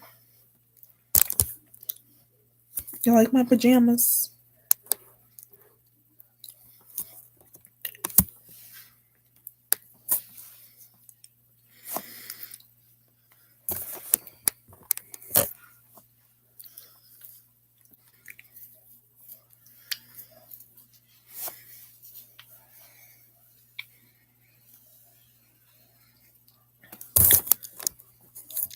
So, anyways, Bella took down her OnlyFans within like a span of like 15 minutes because Like we all know, like I feel so sorry for Bella Thorne because it just seems like she's such a sweet girl. Like she's such a sweet girl. And I don't think that being a celebrity is like right for her. Because you know, there's certain people that are built for it, like they just do what they want and don't care about what people think. But I think she cares too much about what people think to be a celebrity. So, because people like Rihanna and Beyonce, like they don't care what people think. Like Beyonce does what Beyonce wants to do.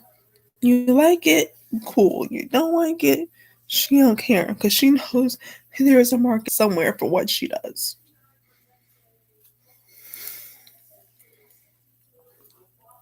Like Beyonce ain't care. Like Beyonce knows her whole entire think pieces about what she does, but she ain't paying attention to it. She's like, you can write your little think pieces, your little theses, your little thesis about why y'all don't like what I do. I'm gonna be getting to this money. Like people don't realize Beyonce don't care about our opinions. She don't. You can continue to be on Instagram and Twitter and our feelings about Black is King and anything else Beyonce does. Because she knows somebody gonna buy it. If it ain't me, it's gonna be somebody.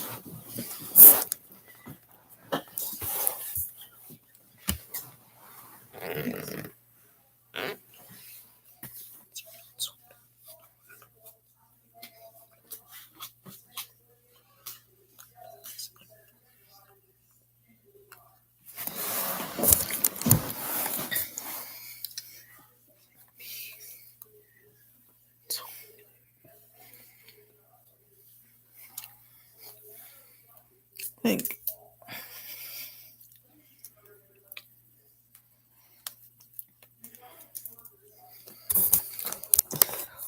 like I said, we can be on Twitter and Instagram and Facebook writing whole entire thesis about how we hate about what we don't like about what Beyonce does, and Beyonce's still gonna do what she wanna do.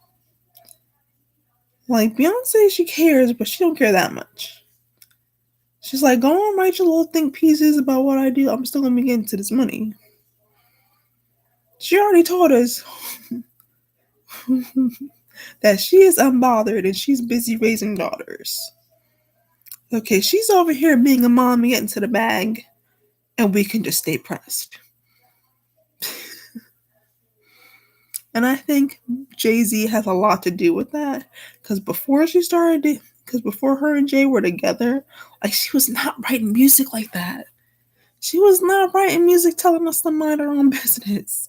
She was not writing music telling us to stay pressed, stay in your feelings, stay in your broke ass feelings about what I do and how I make my money. Because y'all negative Negroes cannot buy my shit, but there are people that will. Like before, like, do you remember Beyonce's songs before she got married? Like, do you remember her writing anything telling us to stay pressed? Telling us to stay in our feelings, to stop paying so much attention to what she does and go get a job. Go get a hop. Beyonce at a commencement speech for 2020 for the class of 2020 basically told them kids, get a bag and mind your business. She basically told them babies to be like Auntie Beyonce. Get a bag and mind your business. Mind the business that pays you. And people got mad at it. People are like, that's a commencement speech. That should be a time to address your haters. Because Beyonce got haters. Queen Bee got haters. People don't like what people from everybody talking about, Black is King and demonizing Black is King and, saying that she's talking about all this like Holly weird demon shit. And no. Beyonce is glorifying and talking about, oh, Beyonce's pandering. Okay, Beyonce ain't never been black before. Did y'all not see Beyonce and check up on it? With her cornrows and her Houston, Texas swag. Did y'all not see her in Bills, rocking braids? Did you not see her in Bugaboo? Like, Beyonce been about that life. She been rocking her cornrows back when all the chicks was wearing braids. I know my millennials remember back in the good old days when all the R&B singers was rocking braids from Beyonce to Alicia Keys. Like, we was getting different natural hairstyles. We was getting braids. You know, Beyonce was wearing her natural hair during the BET Awards. Like, was giving us very Tina Turner, by the way. Things like the 2003 BET Awards, she was giving us Tina Turner, bitch. She was giving us, like, modern day Tina. With them legs, the hair. It was giving me very much Mama Tina Turner. And I was loving it. But anyways, like I said, Bella is, I got a little sidetrack talking about Beyonce. I am such a Beyonce stan. It is not even funny. I love Queen Bee. I love everything she does.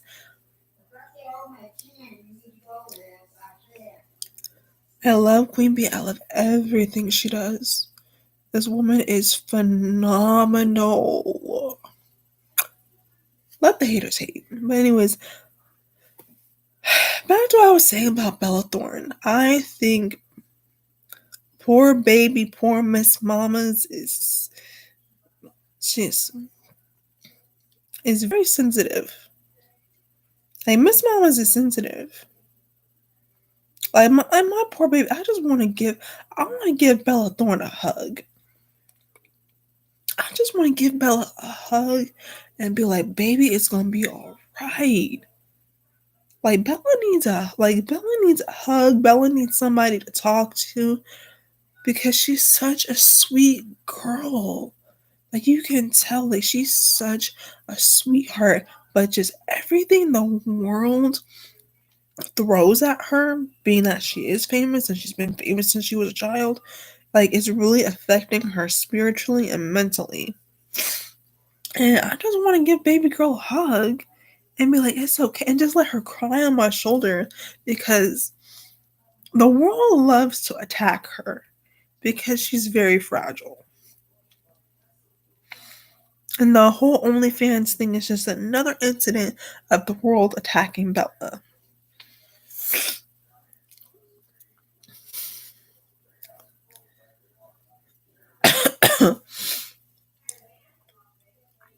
So we're gonna talk about Future. We're gonna talk about everybody's favorite baby daddy. Because he is everybody's baby daddy. Let's talk about everybody's favorite baby daddy. Future. Let's talk about everybody's favorite baby daddy. And the fact that this man might not get, I think he was in love with Lori Harvey. I really do. I think he really loved Lori Harvey. But the thing that's going to mess him up is the fact that he got 11 kids. There are more women coming out of the woodwork saying they've had Future baby. And it's like this. These celebrities need to stop having unprotected sex, like drunken unprotected sex with women they don't really like. If you don't see a woman as like being your wife, don't get her pregnant. Like, don't get a chick pregnant just because she bad. Like, there's so many dudes that'll get a chick pregnant because she bad, because she got a big butt, because she got a pretty face, because she got a barely there waist. And like, that's not a reason to have a baby with a woman. Like, you're bringing life into this world based off the fact that, oh my goodness, that girl's so pretty. It's like banging the crap out of her and then don't talk to her. Or talk to her if you want to. You know? Like, have a chill little situationship. Don't bring a child into a situationship. Don't bring a child into a one night stand with a chickie, or even with a woman you don't think that you want to have anything to do, like a woman that you don't see yourself being married to. If you just want to date her, y'all want to have y'all's fun, date and have some fun.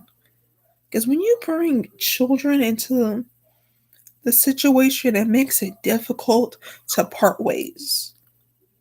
Don't bring a child into a situation in which you don't even think that you can spend 24 hours with that person, let alone the rest of your life. Because you're going to make that child miserable, you're going to make yourself miserable, and you're going to make her miserable too.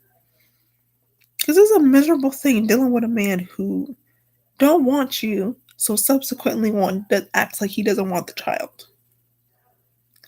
Like, a lot of guys base how much they want the kid on how much they want you. And knowing that if you really don't want this woman, why have a child with her?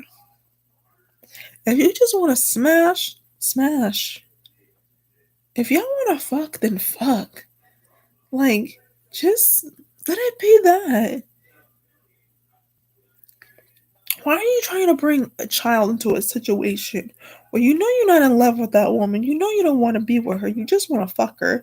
So fuck her and let it be that. Y'all know y'all just want to fuck. So why y'all gonna bring a child into it? Like, let that situation be a fun little cool for the moment type deal until you find the one. Like, I applaud men that are just honest and be like, I'm just trying to fuck.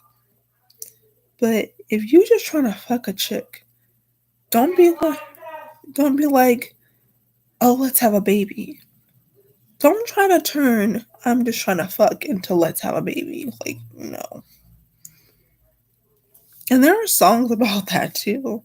Like, in which guys talk about turning, oh, I'm just trying to fuck into let's have a baby.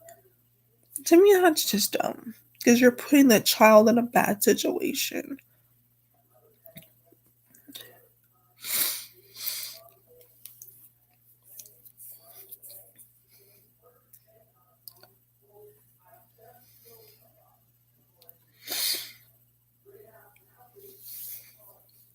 Let's talk about Chris Brown. Chris Brown has been low key lately, which is good. He's not on Instagram making these coked out videos teasing black women and saying things like, ooh, like send in your pictures.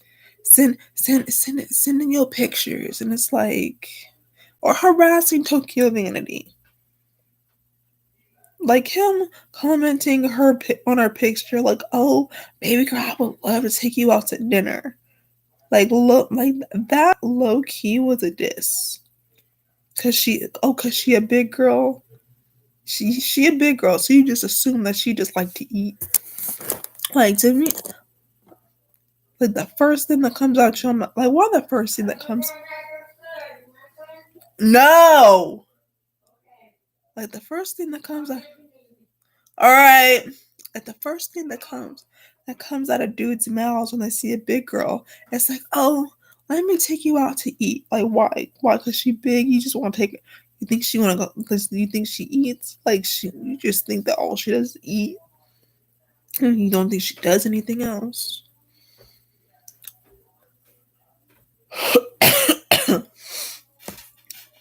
So it's good that he's staying low key and just using social media to promote his music and show love to his kids. That other shit he was doing just made him look crazy.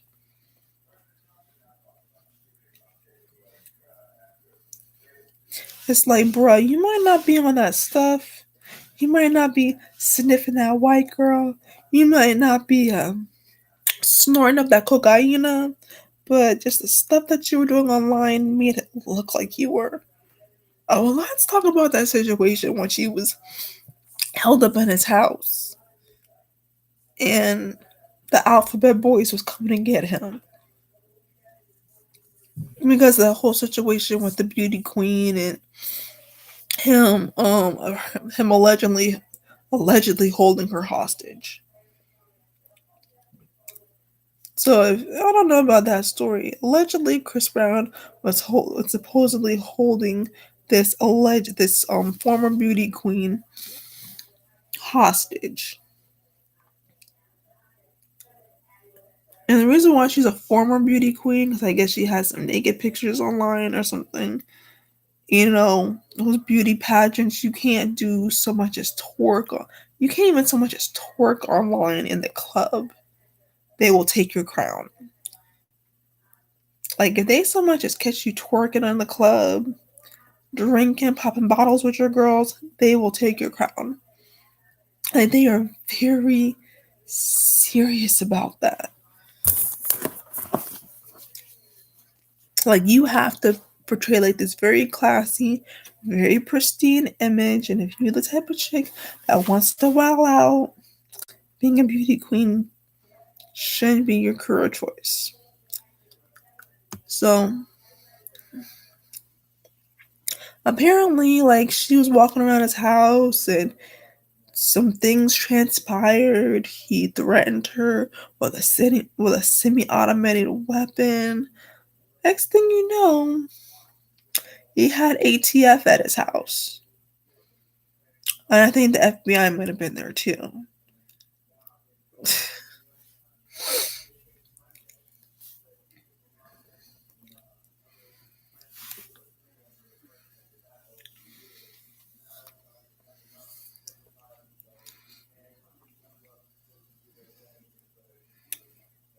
And speaking of accusations, so if you don't know the whole situation with Justin Bieber and some girls claiming that he RAP'd them at South by Southwest. So it's a bunch of women that got on Twitter and said that while he was dating Selena Gomez, they were sexually assaulted by Justin Bieber in a hotel at South by Southwest. So now he's investigating them. And I don't know what happened, like, because the whole story just all but disappeared.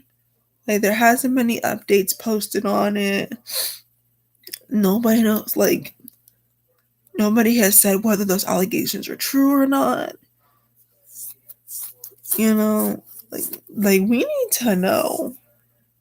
Like, is Justin out here pulling a Trey Songz? And we don't talk about Trey Songz ruining his career. Because this is going to ruin his career. Like, Selena Powell, she's trying to take down Trey Songz. Her and her friend Eliza. So if you don't know, Selena Powell recently went on the No Jumper podcast with Adam 22, and her friend Eliza talked about a wild night with Trey Songz. Apparently, it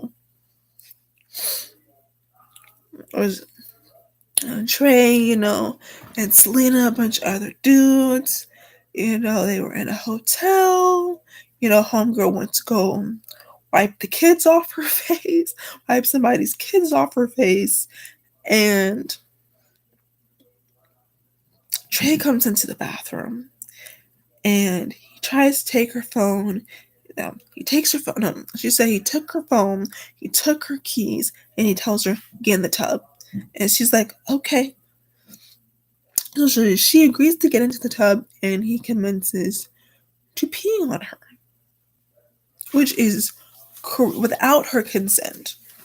And, like, I heard that's not illegal. Like, how is that not illegal to pee on someone without their consent? So someone can just piss in your face without your consent and not go to jail. Like, that should be considered assault. Like, somebody should not just be able to urinate in your face and get away with it. So people are trying to defend Trey to some degree, saying, "Well, oh, that's a kink for some people. Some people, like being urinated on." If you don't know, there are people who enjoy what's called golden showers, and apparently Trey has this thing about giving them, but I guess giving them to women who don't enjoy them. And I guess that's where he gets off on like peeing on girls who don't like being peed on. So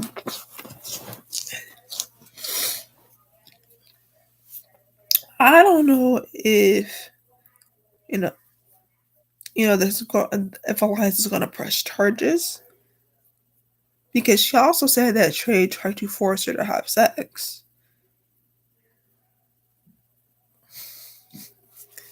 And it's like, when are these celebrity men gonna understand? No means no. Okay, I don't care. Like, it doesn't matter if this girl was having sex with you all night and then in the morning you wanted to go for another round. And she's like, she ain't with it. Like, when she says no, that's when you stop, you get off of her, and you let her leave. But I think he might have been under the influence. Because I think he might have, like, had smoked some weed laced with some other things, and stuff got a little nuts. Because a lot of the stuff these women are saying, it just sounds like he wasn't in his right frame of mind. And I'm not defending what Trey did, because what he did was beyond reprehensible. And a lot of these celebrity men, they have it in their heads that they can have whatever they want. They feel like, oh, because I'm Trey Songz, I'm Snoop Dogg, these women owe me sex.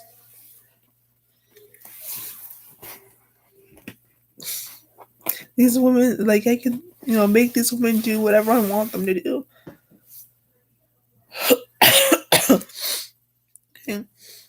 So if y'all don't know, Trey released some receipts stating that, Selena wanted to hit him up and she wanted to come and have sex with him. It was just a bunch of... They were very interesting text messages, to say the least. Very interesting, from her saying she was on a period, so she could only give head. And the one that just stuck out the most to me, that I'm just shocked that Trey would actually post, is her asking to eat the booty like groceries. She was asking to toss this man salad.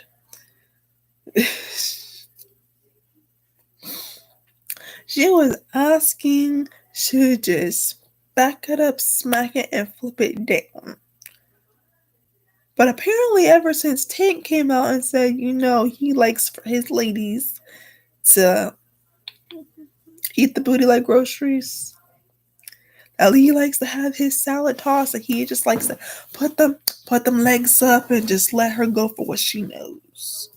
Just put the tongue all in the booty, or just like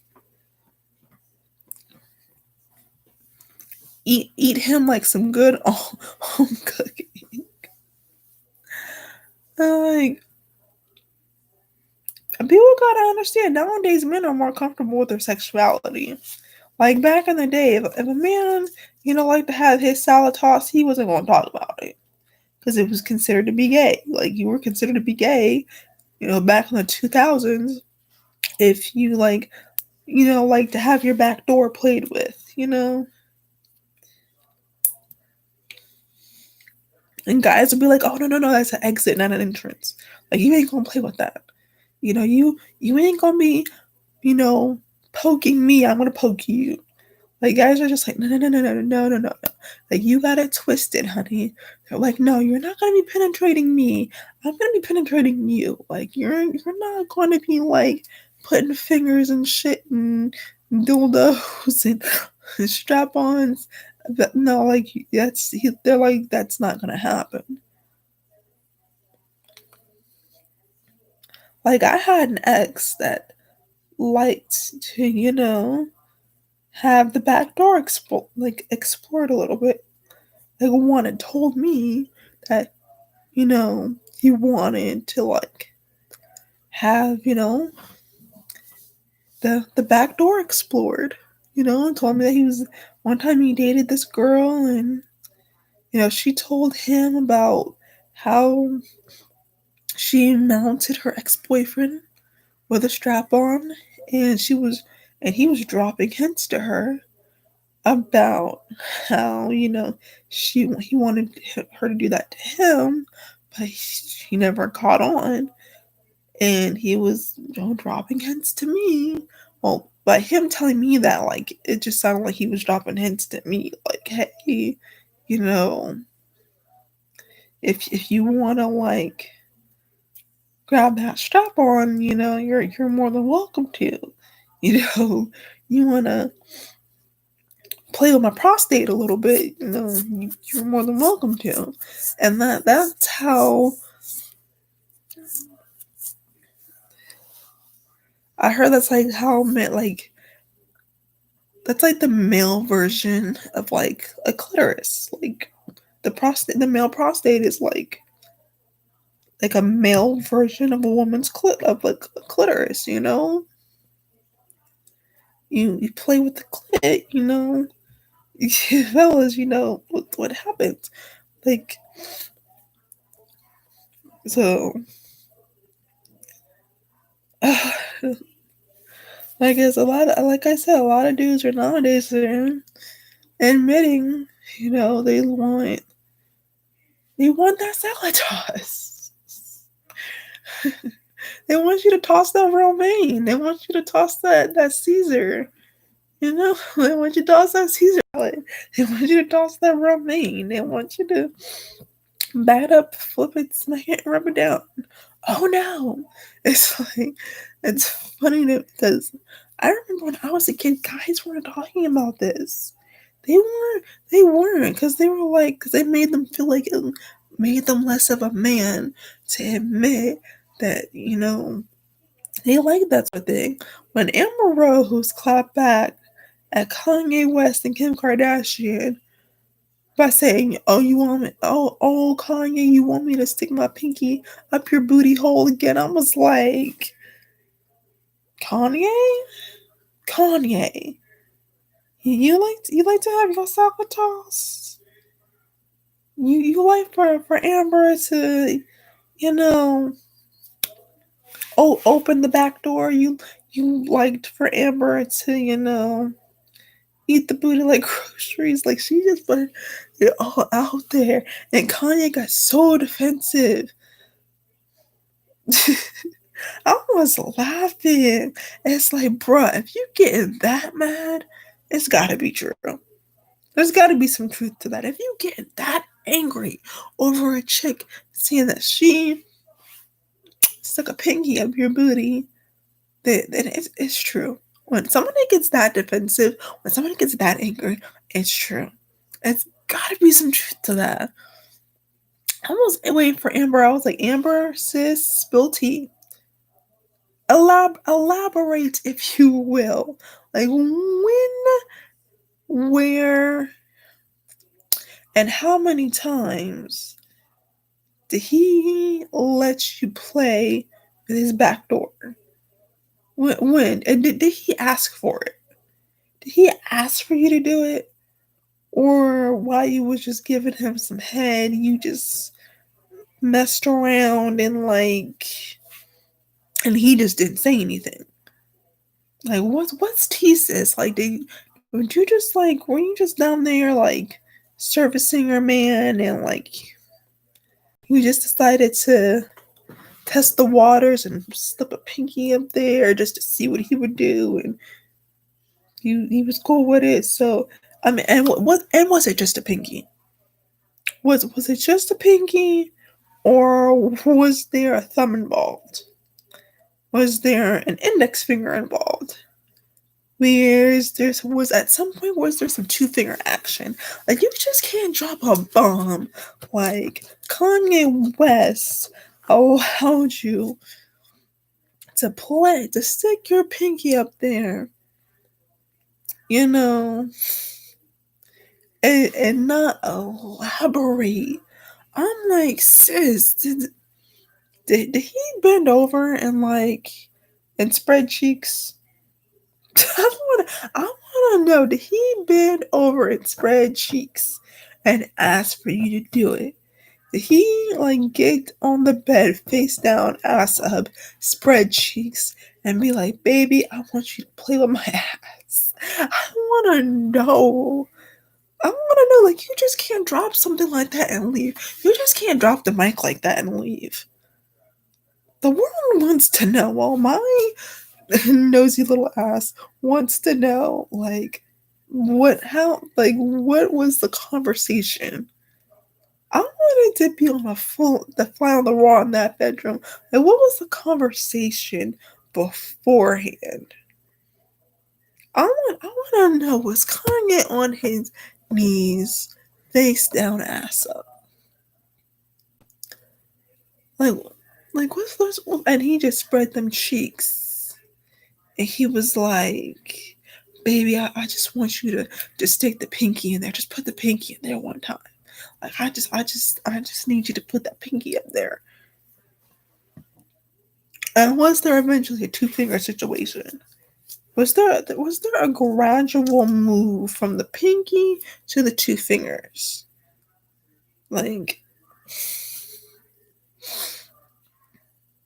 Because we know Kim ain't telling. Kim is not telling. She's not. Kim probably ain't telling, and Kim probably be to eat the booty like groceries. She probably to be play fighting in bed, and she's just ripping his pants off and his off, and he Kim, what are you doing? And all of a sudden, tongue winds up an ass. I just think that's what happens sometimes. Anyways.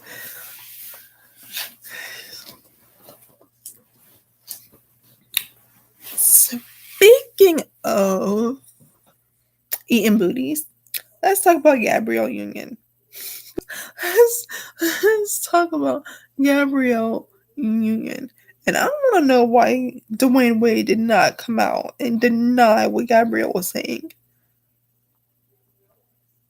About sometimes she just likes to eat the biscuits. She just likes to eat sometimes she just likes to eat the cake. Sometimes she just likes to put her face in the cake. I was wondering why Dwayne Wade did not come out and that's never happened. She's never done that to me. I don't like that.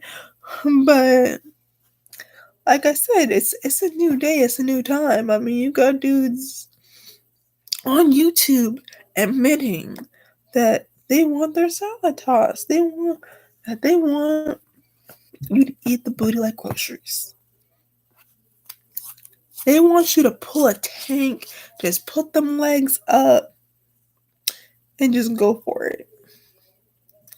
But I'm not putting my tongue up there. I'm not. I dated a guy one time that wanted me to do that. I was like, no, and no. I am not putting my tongue in where shit comes out. It's no.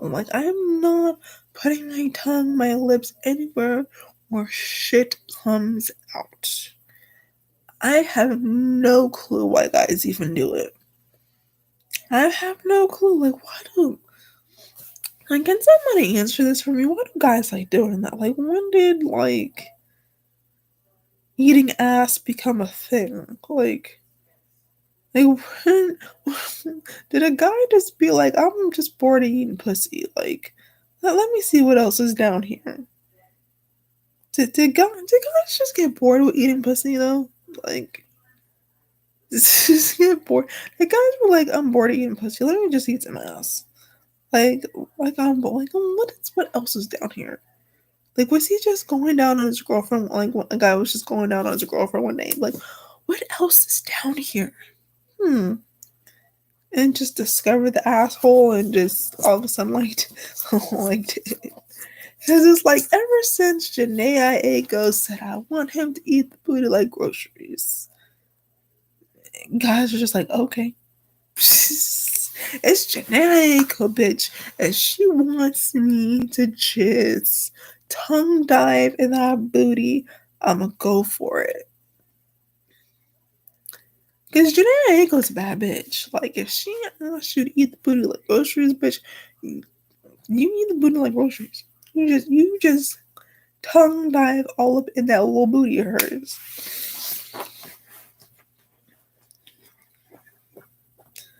Right, so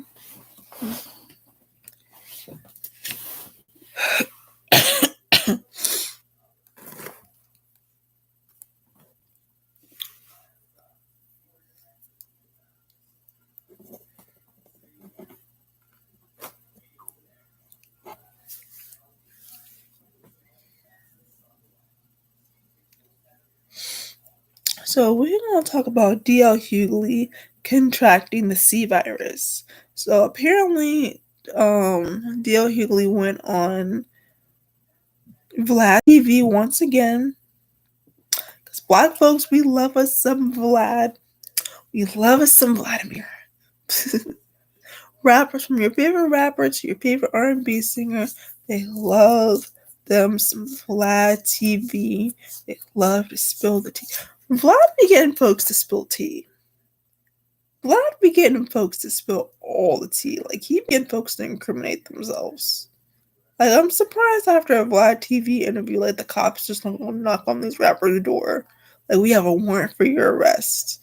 We saw you on Vlad TV and you admitted to committing murder back in 1992. Like, that would be, like, it wouldn't be funny, but it would just be ironic that after a Vlad TV interview, the cops don't just go knocking on a rapper's door and be like, well, we saw you on Vlad TV and you confessed to committing murder back in 92. So anyways, he talked about how he was at a comedy event. He was on stage. He was like, there was a bunch of people in the area that weren't wearing masks. And it's like, what is so hard about wearing a mask? Just wear the damn mask when you go into the grocery store, when you go into your local 7-Eleven, when you go to your local liquor store, whatever the hell it is you like to do. When you go in into CVS to buy condoms, like, wear a mask and then take it off when you go outside. I do that all the time. I wear a mask when I'm at the grocery store, or I wear a mask when I'm gonna go to McDonald's, and then once I get out the door, I take my mask off. Because where I'm from, it's not crowded like that. So, you could be outside and be more than 6 feet away from people. Like, I live in the suburbs. It's like very spaced out. So you're more than 6 feet away from somebody when you're outside. So when I get out of the grocery store, or I get out of going to 7-Eleven, I take my mask off. Because, like, once I'm outside, I'm not close to anybody. So if you live in an area that's not congested and there's, like, not like a whole lot of people there, just wear your mask when you go outside the grocery store, or like when you're inside. And then when you come outside, take your mask off. Or, like, take your mask off when you get to the car. Like, why is it necessary for you to be in a store without a mask, knowing that we're going through a pandemic? Like, why is that shit necessary?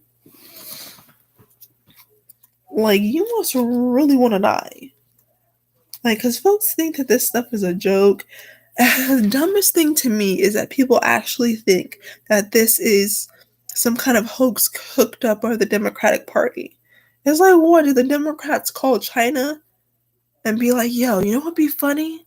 Let's start a worldwide pandemic and make people think billions of people are dying. Like, yo, that shit would be hilarious. No. That proves how crazy Donald Trump is and how crazy Trump supporters are. Trump supporters are nuts. Like, these people come from, like, the fringes of society. Like, with their conspiracy theories about how black people are trying to take over the world and all this other shit, and how black and brown folks are trying to destroy white people. Like, no, we just want to walk down the street without being shot. Like, can we get that, please?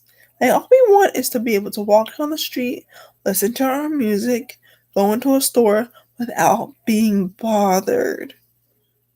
Like, can we go places without being bothered? Like, can we go to a grocery store? Can we go to the mall? Can we just be outside? Like, because truthfully, we be minding our own business. Black and brown people have a history of minding our own damn business. Okay? Black and brown folks, we know how to mind the business that pays us. Okay? We ain't trying to conquer nothing. We ain't trying to control nothing. We just want to be left the fuck alone. That's it.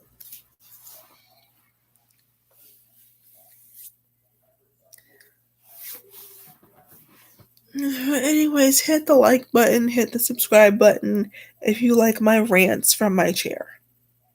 If you like these little Instagram these live videos where I'm just ranting about shit from my chair. In my PJs.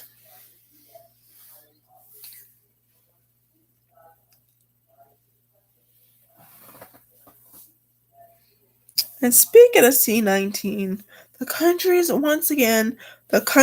opening up and we have no vaccine.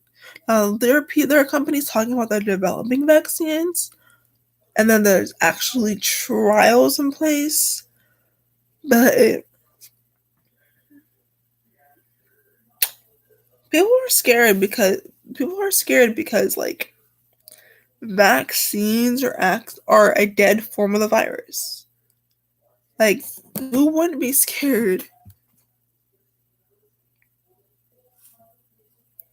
to take a C-19 vaccine knowing that you're going to be injected with a dead form of the virus and praying you don't die? And speaking of which, you got Betsy DeVos, which is the head of the educational department, basically telling teachers, hope you don't die. That's basically what the Trump administration is saying when they're saying we gotta open the schools back up, the kids gotta go to school. The kids can learn from home on a computer.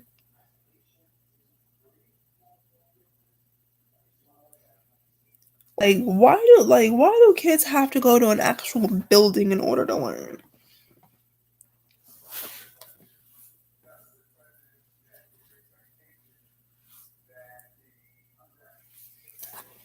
Okay, even before the pandemic, there were online, learning programs for kids, in which the kids could like video conference or like Skype with their teachers and learn that way.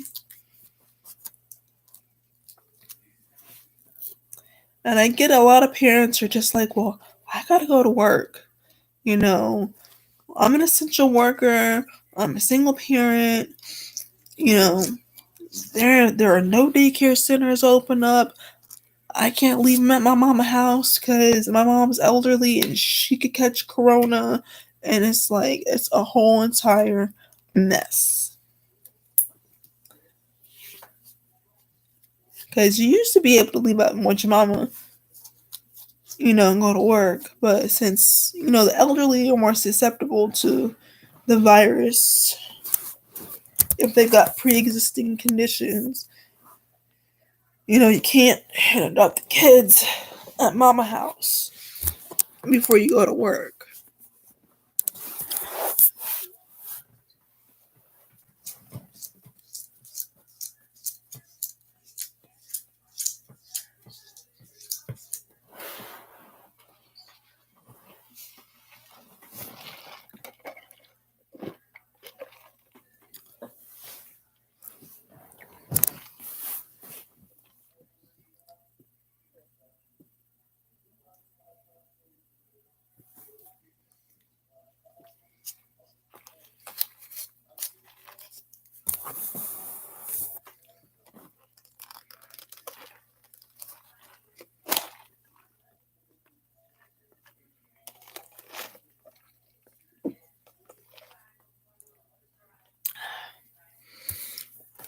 So my McDonald's sweet tea while we spill some tea.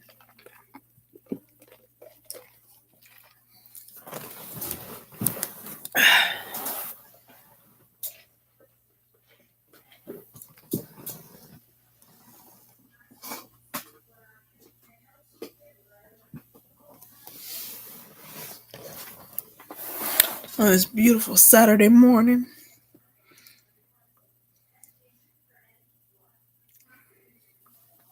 Like I said,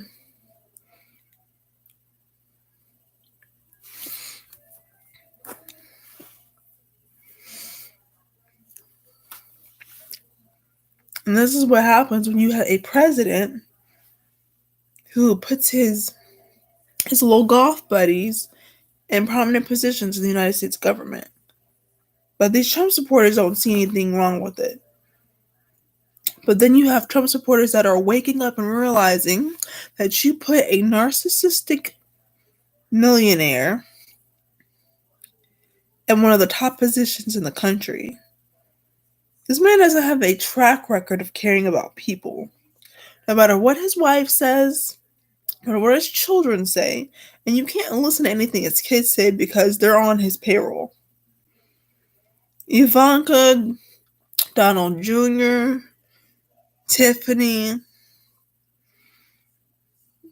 the blonde-haired one, they're all on Donald Trump's payroll. And people need to realize that. Even though he's the president of the United States, daddy is still bankrolling their lifestyle. He's still,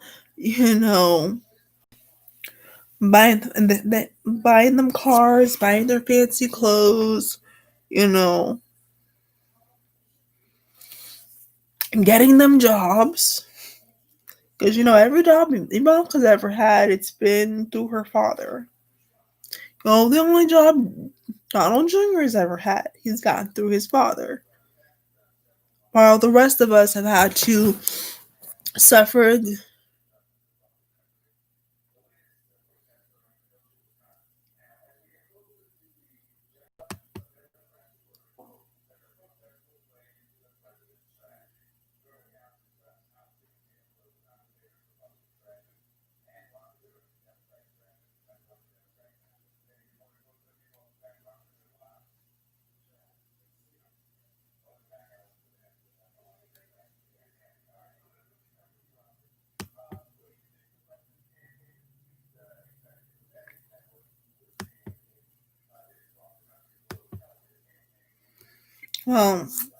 the rest of us have had to go through filing for unemployment, filling out job applications. The minute daddy opens up a business, his children get jobs. They don't know what it's like to be a regular, hardworking American.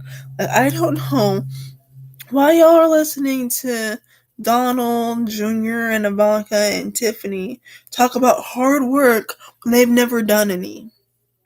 Why are y'all listening to them? Why are you listening to the Donald's children when they're talking about hard work and dedication and all this other stuff when they've never had to work hard a day in their life? Everything has been given to them by their grandfather, by their father. They've never worked hard a day in their life. The moment daddy opens up a new hotel, daddy opens up a new business, another real estate business which files for bankruptcy within 10 months of being open, they have a job.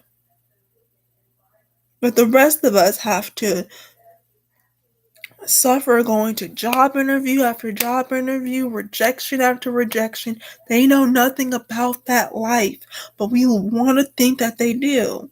No. Here's the real tea. These people have gotten to where they are because they came from money. Donald Trump, as down to earth as people say he comes from old money. Okay? Donald Trump comes from generational wealth. He will never understand us.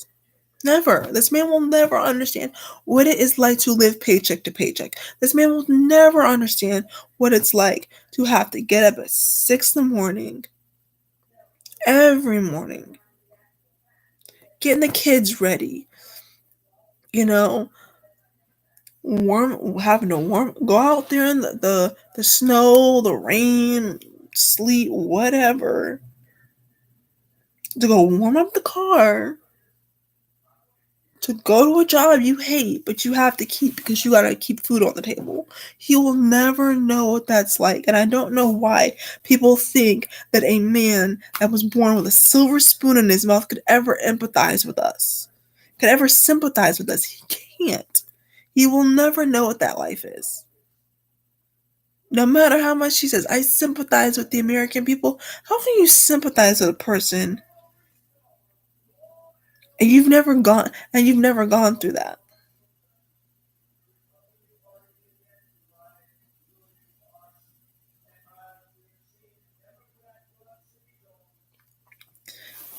And this man is going to do what he does every election, which is use fear tactics in order to get you to vote for him. He's going to scare y'all into voting for him again. That's all Donald Trump knows. This man knows nothing about foreign policy. He knows nothing about domestic policy. He's winging it. He's winging it. When he says, oh, I have a fabulous economic plan, he ain't got a plan. He's like, oh, I have a. It's like, what is your plan? See, people don't ask questions. These Trump supporters would never question him and get mad at the rest of us folks for questioning him. It's like, fool, this ain't Russia. This ain't North Korea. Like, we are allowed to question the way our country is being governed. If we don't think this country is being governed correctly, we have every right to say so. We have every right to protest. We have every right to march. We have every right to vote to ensure the safety and the well-being of this country. And Trump supporters can be mad all they want to.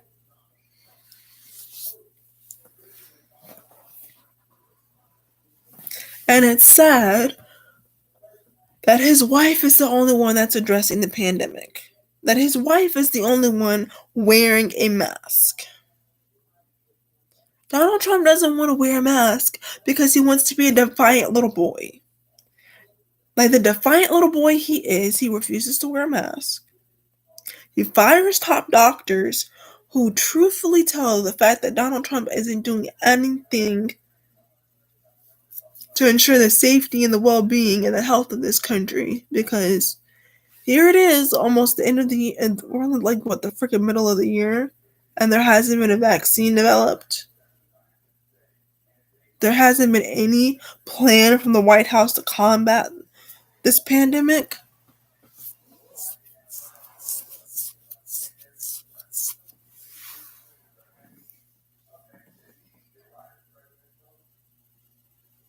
It's like, how? And people keep talking about, well, until this pandemic ends, oh, I can't wait till the pandemic ends. The pandemic is not going to end if there's no vaccine. Pandemic is not going to end until if there's no vaccine. And this man gets another 4 years in office, we're going to be wearing masks forever.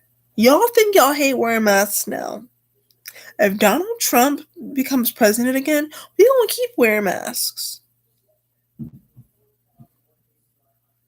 We are going to keep wearing masks because this man does not have a vaccine developed.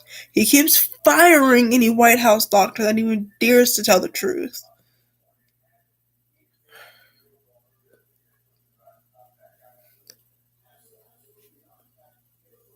People think that the country is doing great. The country isn't doing great.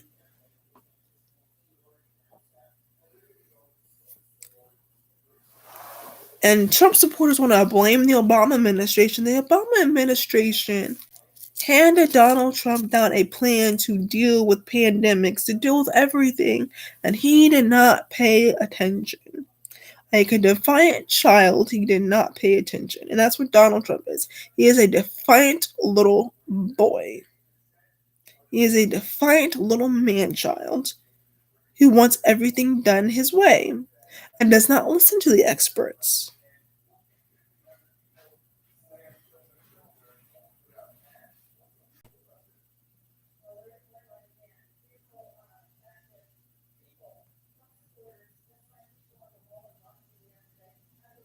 And the experts are telling him Okay, exactly what needs to happen. He ain't listening. He ain't gonna listen. You have a narcissist for president. We had a fucking narcissist for president.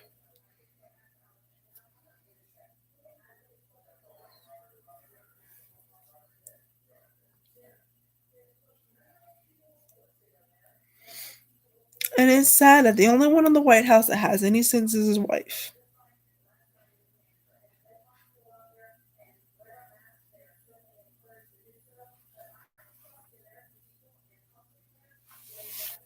Because Melania is the only one that's wearing a mask. Melania at the Republican National Convention is the only one that mentioned the pandemic.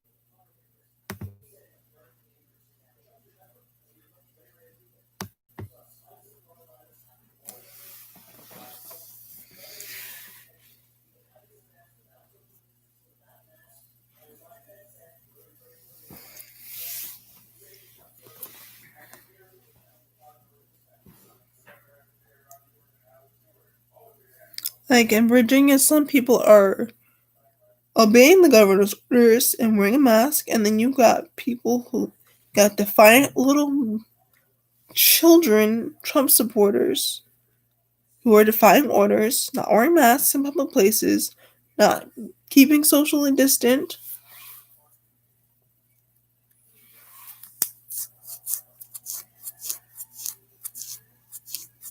You got people throwing parties. You got these celebrities throwing parties with hundreds of people. None of them are wearing masks. None of them are being socially distant. And the governor of California said he ain't playing. He's like, y'all want it. Said I think it's the governor of California. He said he ain't playing. Y'all keep wanting to act like y'all stupid. He said he gonna cut off your water. If he finds out that you're violating the social distancing laws of his state, he gonna cut off your water. It's gotten so bad to the point that governors are talking about shutting off people's water if you are not listening to the government, to that state's government mandate about wearing a mask.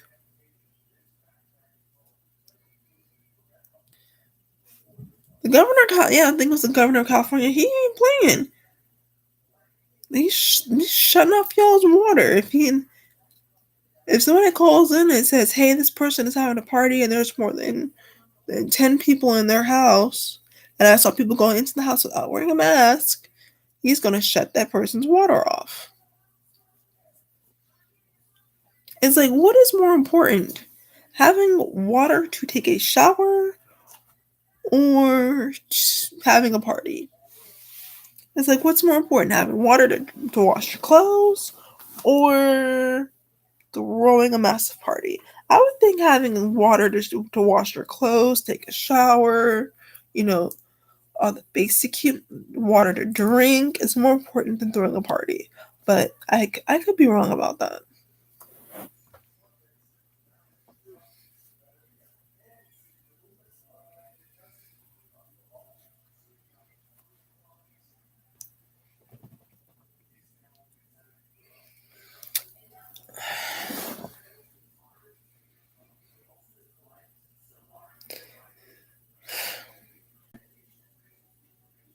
Let's talk about, speaking of people,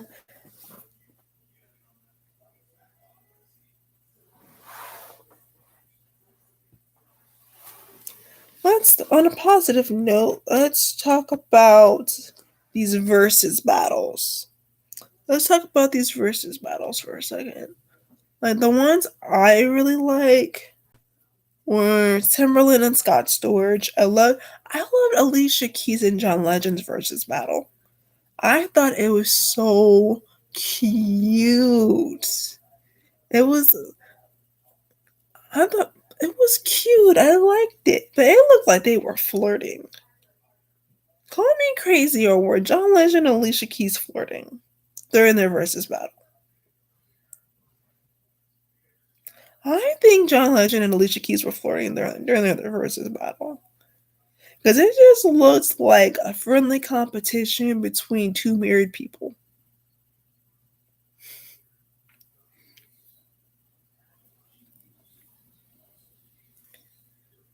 I mean, I know that Alicia Keys Stan's gonna get mad at me for saying this, but Alicia just likes to flirt with everybody's man. It just seems like Alicia just is very flirtatious and very friendly with a lot of people's husbands, with men, period. Like, she's very flirtatious and she's very friendly. Like, if I was Sweet Speeds, I wouldn't feel too comfortable with how friendly she was with John Legend. Like, I get that your friend, but the vibe I was getting was like a romantic vibe. I was getting a romantic vibe. Like, tell me if I'm wrong. I was getting a romantic vibe from John Legend and Alicia Keys. In my opinion, those two should have been married. And it's not because they're both R&B singers. It's because I feel like, they're on the same level.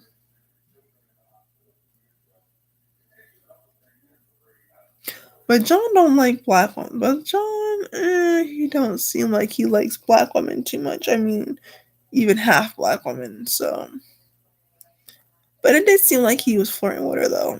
I'm like, Christy, come get your man. Come get your man before you lose him to Alicia Keys. Because Alicia, she will take your man and she will write a song about it for you and say, it's okay, she forgave me because I wrote her a song.